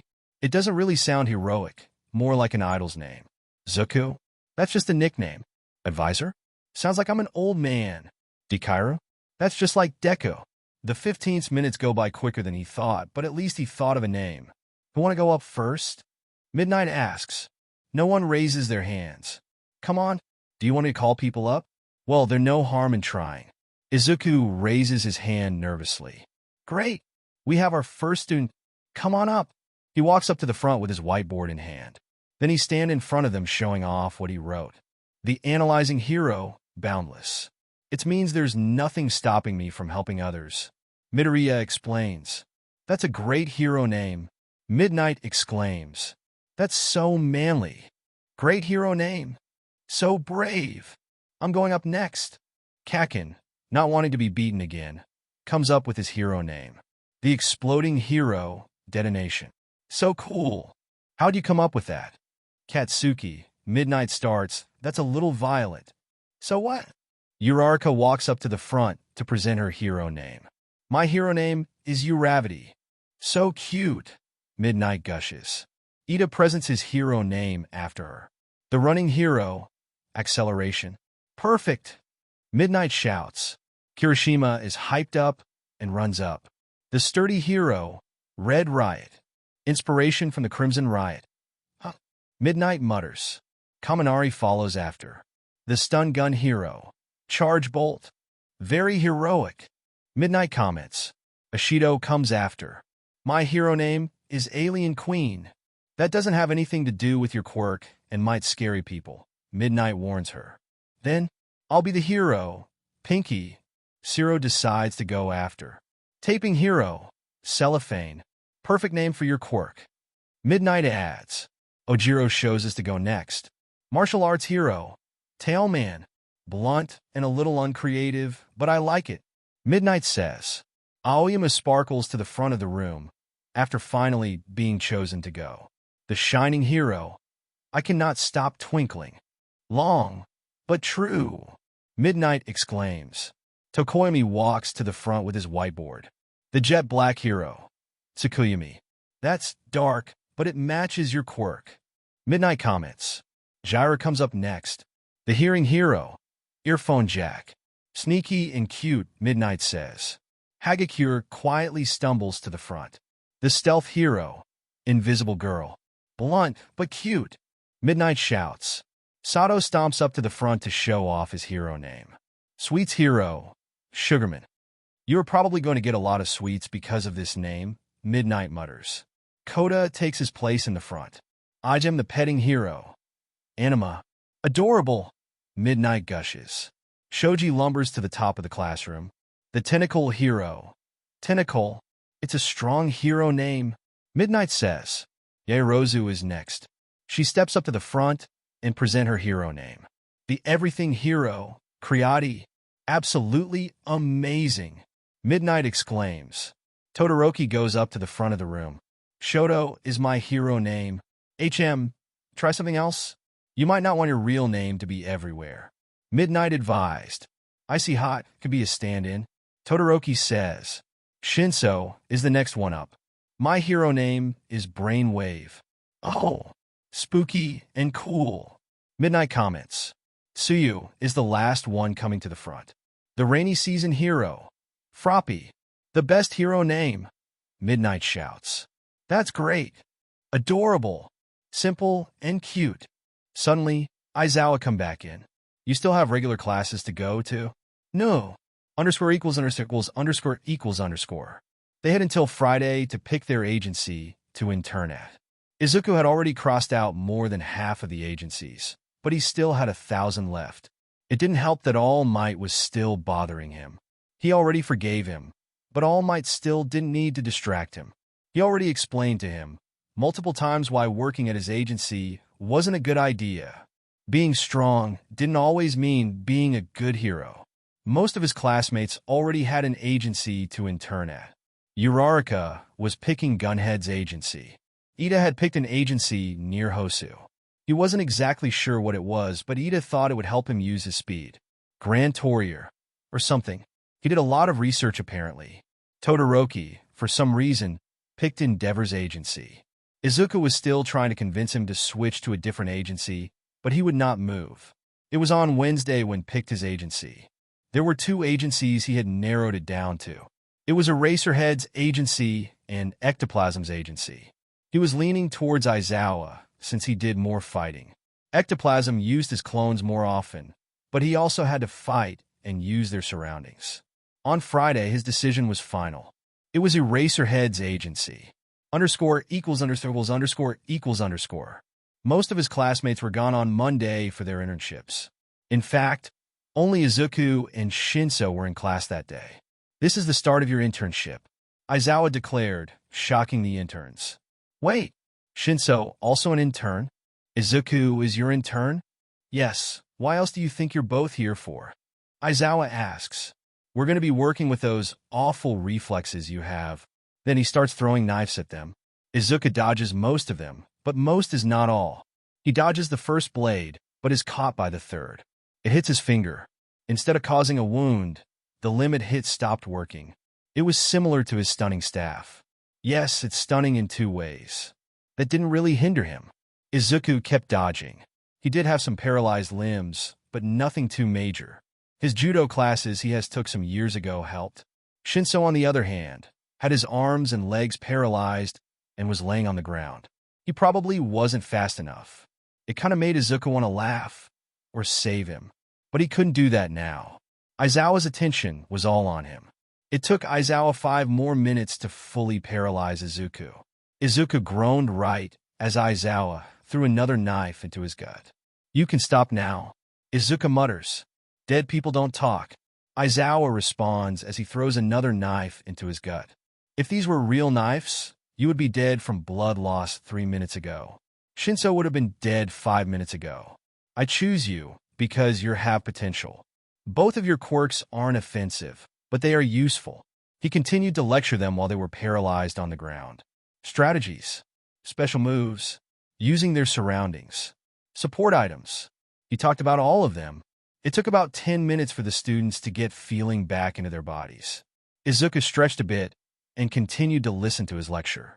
Aizawa showed them a couple of moves, and asked Izuku to spot the weak spots in the fighting form he put Shinso in. They messed around with support items Aizawa had brought, and day ended pretty quickly. It did not stop Izuku's mom from worrying over the bruises on his limbs. ______. Multiple students were bruised and tired the next day. Some seemed normal. They could not stop talking about their internships. It was mostly introductions, but it was all very exciting. Gunhead's training area was so cool. Urarka gushed. Gran Torino teachings is effective. He has a lot of experience. Ito informed them. Aizawa just kept pelting us with knives and lecturing us.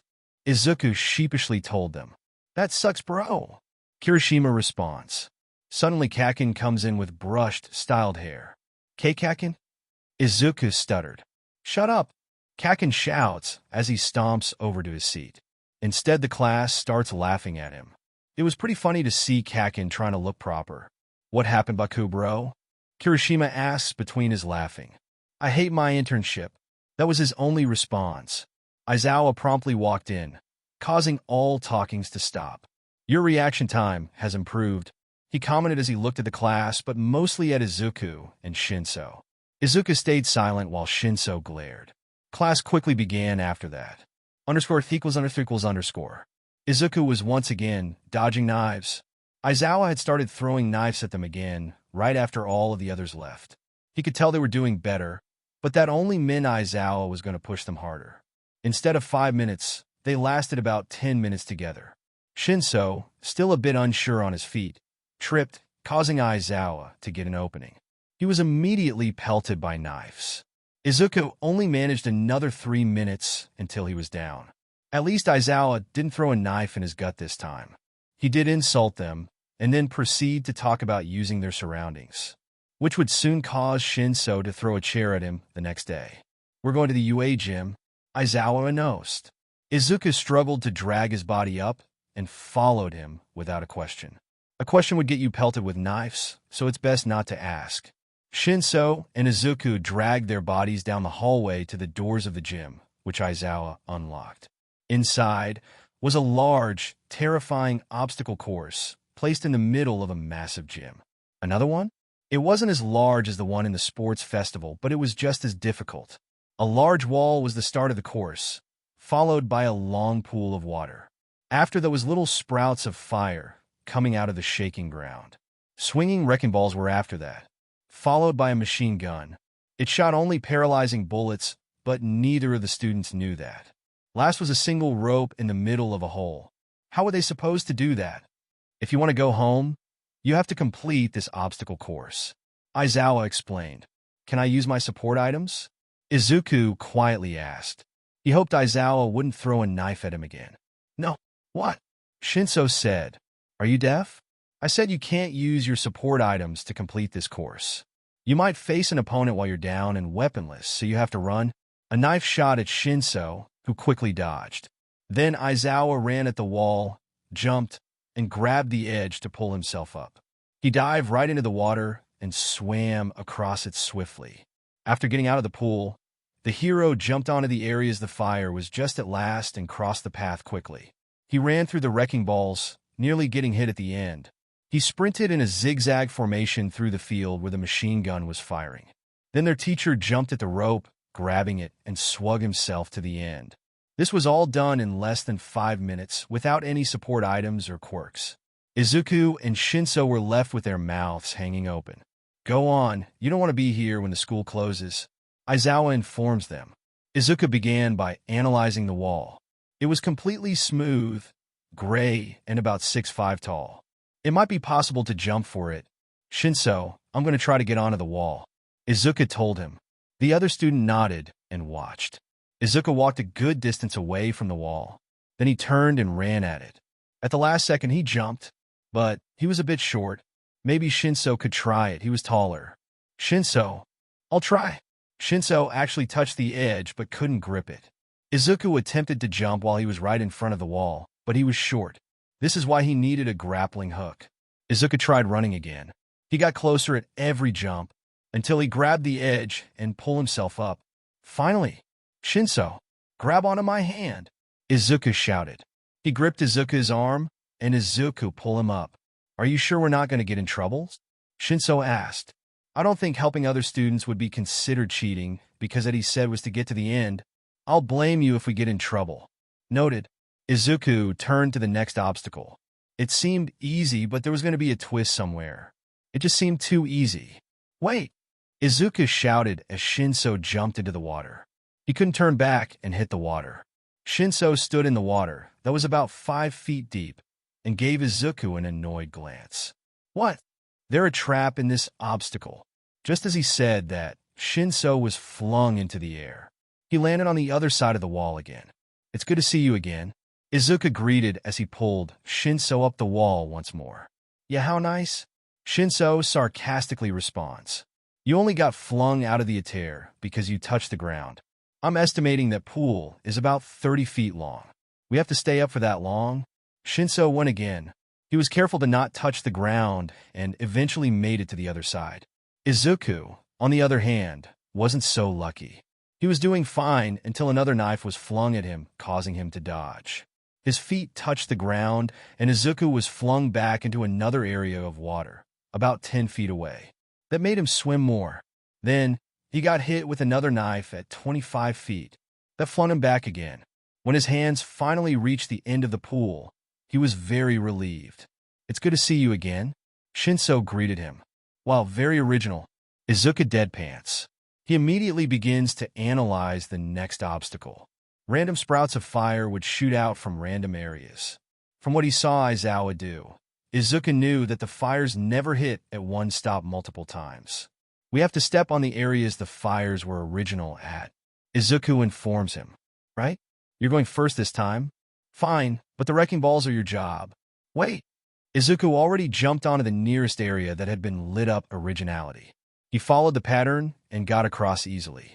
Shinso followed him and came through unharmed. They were facing the wrecking balls next. There was about 6 wrecking balls in a row. How did you even get wrecking balls? Did they just ask someone? Izuku shook his head and pushed that thought out of his curious mind. Aizawa had just ran through, but he knew that they weren't fast enough. There wasn't a gap between the wrecking balls, so stopping at the area between wrecking balls would not work. Did they have to run? Suddenly, a crazy idea comes into mind. Jump onto the wrecking balls. You want me to jump onto balls that have spikes on them? Yes. It's safer than running through the whole thing. Okay. Shinso grimaced, but got ready. When the wrecking ball was going down, he jumped onto it. HI's hands gripped the chain on top and managed to hold onto it.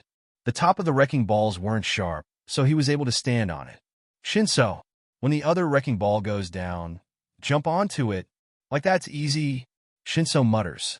Just as the wrecking ball goes down, Shinso manages to grab the chain and pulls himself onto that wrecking ball. Just continue, Izuku urged him. Izuku got ready for his turn and jumped onto the wrecking ball. It was harder than he thought. It wasn't the spikes, but the slippery outside of the ball. He used the spikes to lift himself up. Izuku briefly noticed that the spikes were dulled and looked similar to the knives Aizawa used. The wrecking ball swung down again, and he jumped. He continued to jump from each wrecking ball to the other. Miraculously, they made it. I did not think we would make that, Izuku commented. They turned to the next challenge. It was the machine gun. Aizawa also run through this one. They would have to build up speed, but right now, Izuku knew they weren't fast enough. I can think of multiple ways to get out, but they might not work, Izuku told him hesitantly. So far all your ideas have worked. Why wouldn't this work? Shinso scoffed. You're talking too much. A villain could have snuck in by that time and killed both of you. Aizawa groaned. He took out his knife and threw at them. It hit Shinso right on the leg. Izuku sighed at his teacher's behavior and went back to the task. He needed to see how the machines worked. First, Izuku crouched down and pressed a finger onto the ground. Multiple bullets were shot at that area. It didn't hit him, but it gave him a clue. All the bullets were shot at the same height. That meant they could crawl through the whole area without getting hit. At least that's what would probably happen. It's not like they would kill him, right? Izuku started to crawl first. The bullets flew over him, just like he thought. Shinso dragged himself from behind. They were doing just fine until Aizawa started coming over. If villains were shooting at you, it wouldn't only be at one height. Aizawa commented. The students started to rush. There was only a quarter left. He couldn't get caught by Aizawa. Not now. Aizawa was stood behind the machine gun that flicked a switch. Suddenly, all the bullets vanished. It didn't fool Izuku. He got up, grabbed Shinso, and ran. Bullets shot at their heels, but they made it in a few seconds. The students were bruised, wet, and most of all, tired. "You can go home," Aizawa told them. "It took you 15 minutes, and I expect you to improve the next time." The next time? Izuku didn't shout because he didn't want a knife in the gut. Instead, he nodded, left the building, jogged to his house, and collapsed into the couch. The rest of the internship passed by pretty quickly. Aizawa actually taught them some moves and got the support department to make items for Shinso. Izuku already had his own. He was also very blunt and brief. He would tell to find someone, but neglected to tell them that they had to fight that someone.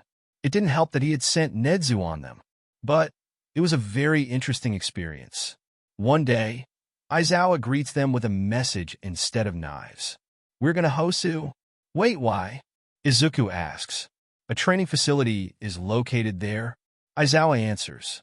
Then he promptly hits Izuku in the gut with a knife again for that question. "Ow," Izuku mutters as they walk to Aizawa's car. "I wonder how the training facility looks like. Is there going to be another obstacle course? Is it something else? Why couldn't we do it in U today? Is it like the USJ? I hope not. Are there any other heroes going to there?" "Well, there. Midoriya, shut up and let me sleep." "Okay," Shinso says, glancing at Midoriya. "Oh, sorry." It did not look like any other UA facility they'd seen before. The training facility was in-house. It was just a normal, large 2-story house. "Is this the alright place?" Izuku stuttered, unsure. He didn't want another knife to the gut, but he also didn't want to break into a random stranger's house. "It is now come inside," Aizawa ordered tiredly. The house looked normal, and so did the inside of it. "Why were they here?" "Your objective is to protect the golden ring that is located in a bedroom. I will be playing the villain attempting to steal it. Either you get it out of the bedroom, or cuff me and arrest me," Aizawa explains as he gives them both cuffs. "Go." They obey. Izuku was very relieved that brought his support items with him today. He didn't think that he'd be fighting Aizawa, but he did know this would be the hardest test. Aizawa was running up the stairs, and they quickly followed him. He shot his grappling hook, attempting to pull him back. It schemes his scarf. They need long-distance weapons. Wait. The goal was to protect the ring, not stop the villain. All had to do was grab the ring. It would only be a bonus if they could sneak up on Aizawa and cuff him. "Shinso, we have to get to the bedroom first. Can you distract him?" He nods and takes out his newest support item. Izuku rushes down the stairs and out the door. The bedrooms had to have a window, which meant there would be opening to climb in. A quick run around the house reveals that there are 4 second-floor windows. He pushed a window open. The first one he grapples up is a child's bedroom. There are only a bed, 2 drawers, and a couple of toys. He quickly checked the drawers, looks under the bed, and examines the toys. It wasn't there. Izuku ran to the master bedroom, which was just across the hall. It was all smoky and cloudy. Shinso or Aizawa had been in here. That meant the ring wasn't in there. A loud crash rang through the house. Izuku immediately ran towards it, into the baby's bedroom. Shinso was climbing out of the wall, and Aizawa was throwing things around. He knew that it wasn't in the child's bedroom or the master's bedroom, and Aizawa have probably found it by now if it was in this bedroom. But there wasn't any other bedrooms in the second floor. Then an idea comes running at him. They had another floor. The bedroom was probably in the second floor. He grabs Shinso and helps him up. "We need to find the bedroom in the first floor." "The bedroom on the first floor," Shinso repeats as he rushes off to find it. Izuku goes to the other side and starts opening the doors. Suddenly, the house starts to shake and everything starts falling. The TV in the living room, the pictures on the walls, everything just starts to collapse. Shinso is running at him. "I found the ring." They run. The door is right in front of them. But Aizawa appears right in front of them. He blocks the doorway. Izuku runs the other way, but scarves start grabbing his limbs. The hero makes one simple mistake. Izuku doesn't have the ring. "Shinso, go through the window." Before Aizawa could do anything, Shinso kicks the glass window and jumps out. Izuku takes advantage of the situation and cuffs Aizawa. Everything stops. The item stops spilling onto the floor. Aizawa stops moving. Shinso is on the floor exhausted, but relieved. Izuku feels proud. He had beat his teacher. You completed the goal, but you still have one from task before this internship is over. Aizawa declares, still cuffed on the floor. You have to clean up the house. Eraserhead. It took hours to finish cleaning that house. Aizawa didn't help at all and slept in the car the whole time. They had to move sofas and chairs back to where they were and pick up all the paintings. Some of the items were damaged and irreparable, so they had to be thrown into the trash, which was half a mile away. It was a little dark when they started to return to Udata when Aizawa got a phone call. He put his phone to his ear and continued driving. It was short. Izuku only inferred that it was a villain. All right, I'll be there. They started to drive back. Where are we going? Izuku stuttered. Hosu, but weren't we just back there? So? Izuku refrained from speaking again. The first thing he heard were screams. There were Nomu flying over the city. Heroes were running around, trying to contain the chaos. Aizawa parked the car a good distance away. Stay here, he ordered. They followed that order until Izuku managed to hear a familiar voice. It was Ida. Izuku ran out of the car. Izuku, get back into the car. Shinso shouts, causing Izuku to stop. Shinso never shouts. He looks back at him. But Shinso, how would we just sit here when someone's in trouble? Izuku asks before he runs off again. He hears Ida shout again and heads off to that direction. It leads him into a dirty alleyway where he sees 3 people. Ida was on the ground with blood all over his shirt. A hero, native, was behind him, also bleeding. But the last person was towering over them with a long, sharp sword. It was the hero killer Stain. So far, it didn't seem like the hero killer had noticed him. He was too busy talking and ranting about fake heroes. Izuku quickly took out his phone and texted every student he knew. Saving the hero and Ida from Stain was not going to be an easy task. If his speculations were correct, then Izuku would know what Stain's quirk was. No one had escaped him, so no one ever knew, but Izuku might. If Stain was a vegging_heroes from his website, then the hero killer had a blood quirk. It was the first quirk the user had asked about. His quirk lets him consume the bloods of others to paralyze them for different amounts of time. The amount of time depended to the type of blood the other person had. Stain Aloud had numerous traps and tricks with it. They also came up with a long-distance strategy just a few weeks ago. At that time, Izuku didn't know it was Stain. He also started looking at Izuku. I don't fight civilians. Run while you still can. Stain warned him. You have my friend, who isn't a hero. Izuku says instead. He got in the way, and you are annoying me already. Leave. No, then he tries to jump at him from behind. Of course, it fails, but Izuku wasn't trying to tackle Stain anyways. He brings out his staff and attempts to jab it into the hero killer's side. It succeeds, but not before Stain had sliced his arm and paralyzed him. Everyone is just still. Izuku knew that his stun would only last for 5 minutes, but the blood paralysis would be for longer. Ida, what's your blood type? I have blood type AY. His quirk efficiency depends on your blood type. Blood type B has the longest amount paralysis. I think up to 8 minutes. AB is the second longest, followed by A, and last is O-type blood. I have O-type. I think that's only 2 minutes. Izuku rambles. How do you know that? Every person that experienced my quirk is dead. Unless, Stain laughs. He doesn't know, does he? I don't know what you're talking about. Izuku refuted. Are you sure? You forgot the harpoon for long-distance fighting you were talking about, too. Midoriya. What is he talking about? Ida asked, worried. So your name is Midoriya, Stain mused. No. No, it isn't. Izuku stuttered. I can't believe a kid like you is Deku. Deku, the famous analysis? Ida asks. Who else? Stain resorts. Midoriya? Deku. Yes. I wanted to help people. Izuku explains. It's all a very awkward situation. Everyone is paralyzed, and they're having a conversation about his secret job. But your website includes getting advice for money. Ida reminds him.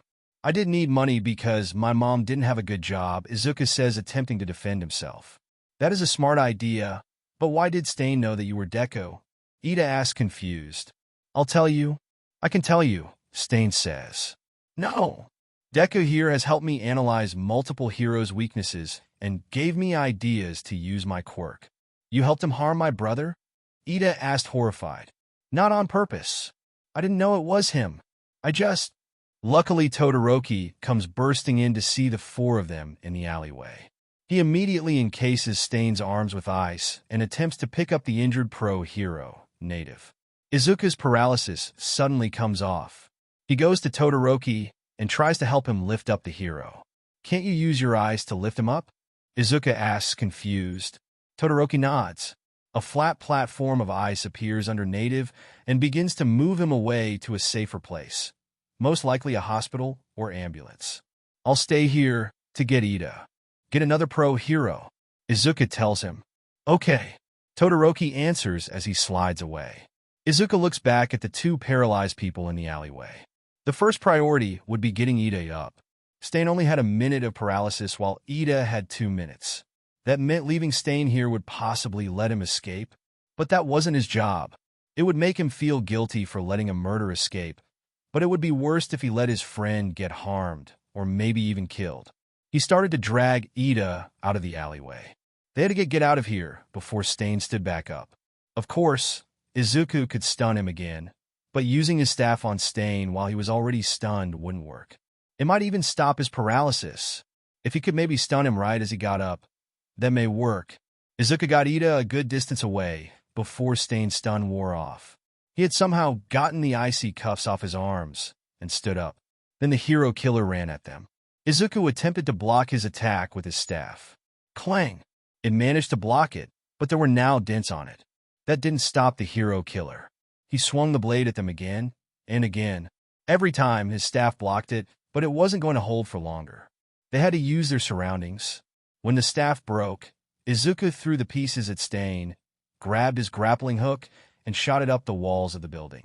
Ida ran as soon as his paralysis vanished, and Izuku flew up. The pro-heroes arrived just in time. They surrounded Stain and cuffed him. Izuku smiled and slumped down onto the bottom of the roof. All the exhaustion caught up to him. That wasn't the end. A loud screech echoed through the city. Sharp, black claws clamped onto his shoulders. His feet lifted from the ground. Hey! He shouted, attempting to catch the attention of a pro-hero. It was too loud. There was too much yelling and screaming. No one was paying attention to Izuku while he was being taken. Underscore equals underscore equals underscore. It was a bar. Izuku did not expect a villain's lair to be a bar. It was dark and spooky, but alleyways were dark and spooky, and yet no villains have lairs there. The two familiar faces greeted him. It was like the USJ, but a Nomu was currently holding him still in the middle of the nearly empty bar. Green-haired brat, Shigaraki commented. Shigaraki, Izuku replied. Midoriya, Sensei wanted to meet you again, Kurogiri told him from behind the bar. Sensei, I don't remember meeting him. You will when you see him. Kurogiri turned on an old TV at the back of the bar. It was the man that was called All for One. He was Kurogiri's friend from before. You, Midoriya started. Midoriya Izuku, the boy with an analysis quirk. Sensei interrupted. Do you know my quirk actually isn't an immortality quirk? I can give and take quirks. That's not possible. How would you take a person's quirk? They're genetics, and it's impossible to just take them. There, Midoriya ranted, nearly forgetting about the fact he was in a villain's lair. It is a real quirk, unlike yours. Isn't it strange how I attempted to take your quirk, but nothing happened? What do you mean? Midoriya asked, his heartbeat rapidly rising. I mean that you are quirkless. No, I'm not quirkless. I have an analysis quirk. Izuku attempted to convince him. This NPC is quirkless? Shigaraki growled. There is proof that you are quirkless, but you cannot prove that you have a quirk. Anyone could do analysis, but you're just better at it. If you went through an X-ray, you will have the toe joint. All for One says, therefore confirming the fact that Izuku is quirkless. Izuku was speechless. There were no words to say. He expected for this to happen sometime in his life, but not this early. It only shocked him that his secret was revealed when he was a kid. How was he that bad at keeping secrets? His mind suddenly shifted into another direction. How was he going to get out of this bar? He didn't know what Quirk's One for All has, but a mind reader Quirk wasn't impossible. Maybe he could overload his mind? There was also Kurogiri, who would caught him if he tried to escape. But he didn't have to anything. Deku, I can release you if you analyze for us only. All for One proposed. Why should I do it? Do you think the modern society would accept a quirkless hero? I could tell everyone that their number one first year was actually a quirkless dreamer. All for One revealed, instantly sealing the deal. He didn't even hesitate. There wasn't a real decision. I'll do it. That's a good choice. Kurogiri walked in front of him. Izuku took a step, and he appeared in front of his house. He didn't bother to look back. As he pushed open the door, a short green-haired figure assaulted him with a hug. Izuku, they said you were gone. She started hugging and sobbing on his dirt shirt. I'm okay, Mom. The trains were stopped, and I had to walk home. Izuku says, half lying. He goes upstairs to his rooms, but doesn't sleep for the entire night, because if he did sleep, it'd only bring nightmares. Underscore equals underscore equals underscore. They still had school? Izuku arrived there late. He apparently stayed up the whole entire night, slept at 6, and woke up at 8. That didn't include the time to eat breakfast, take a shower, get ready, and then actually go to the school. Lucky, they're still in homeroom when he got to school. He literally shoved the door open, got into his seat, and put his head down onto the desk. Izuku, Midoriya, are you all right? Those were his friends' voices. I'm fine. Izuku raised his head to see the whole class looking at him. You don't look fine. There are bags under your eyes. Uraraka pestered. I'm fine. Izuku repeated, a bit louder. He was addressing the whole class that had decided to pay attention to him and not on the board. But even Aizawa was staring at him. Midoriya, Nedza needs you. Aizawa told him. He nodded, glad to get rid of the attention. It was a short distance to the office. Izuku swung open the door, ready to answer any questions thrown at him. What he didn't expect was All Might and Nedza staring back at him with small beady black eyes. A detective was there too. The same detective at the USJ. Did you only want to see me? Izuku asks, nervous. Somehow villains didn't make him nervous, but these two heroes did. Yes, the detective, Tsukauchi Naomasa, wants some questions from you. Nedzu explains. There was no chance in escaping this. He was dead. Izuku had no clue if there was a spy or Quirk in use. If he said the truth now, his secret would be revealed in a second. The only way that he would actually tell the truth was when they were in an isolated room and Aizawa was using his quirk on him. Maybe he could bend the truth a little? You disappeared when Stain escaped. Where were you? The detective asked. I was on the roof of a nearby building trying to escape Stain. Izuku reveals. It was true, so I probably wasn't going to alert the detective. The detective seemed to write something down and nodded to Izuku to continue. Where did you go after? My feet just lifted off the ground and took me to a random place I'd never been to. I didn't know where my house was because it was too dark. Why did you feel like it was necessary to attack Stain? You could have died. My friend was there, and I wanted to save him. After all, isn't that what a hero does? The detective leaves the room shortly after that. There wasn't any other information needed, and who could blame a kid for wanting to save his friends? So can I leave now? No. There are two things we need to address. Nedza says in an unusual serious expression. One of them is temporary stopping Deku. It isn't safe. Not when the League of Villains are running around. Done? Nedzu and All Might look at him, confused. I want to make sure the people around me are safe too. Deku has accidentally helped too much villains, and it's causing too much harm. He should have done this earlier. Izuku did have a real job now. All Might wants to tell you the second thing. The number one hero's muscular body steps forward. Midoriya, would you like to be my successor? Thank you for joining us on this journey through What If Deku Had an Analysis Quirk. We hope you found it as captivating as we did. A big thank you to WolfHunter1425 for creating such an engaging story. Don't forget to visit their profile on archiveofourown.org for more fantastic works. The link is in the description below. If you enjoyed this video, please give it a thumbs up, share it with your friends, and subscribe to Zenin Fanfics for more intriguing explorations into fanfiction and fantasy. Your support helps us create more content like this, and we love hearing your thoughts and suggestions in the comment section. See you soon in the next video.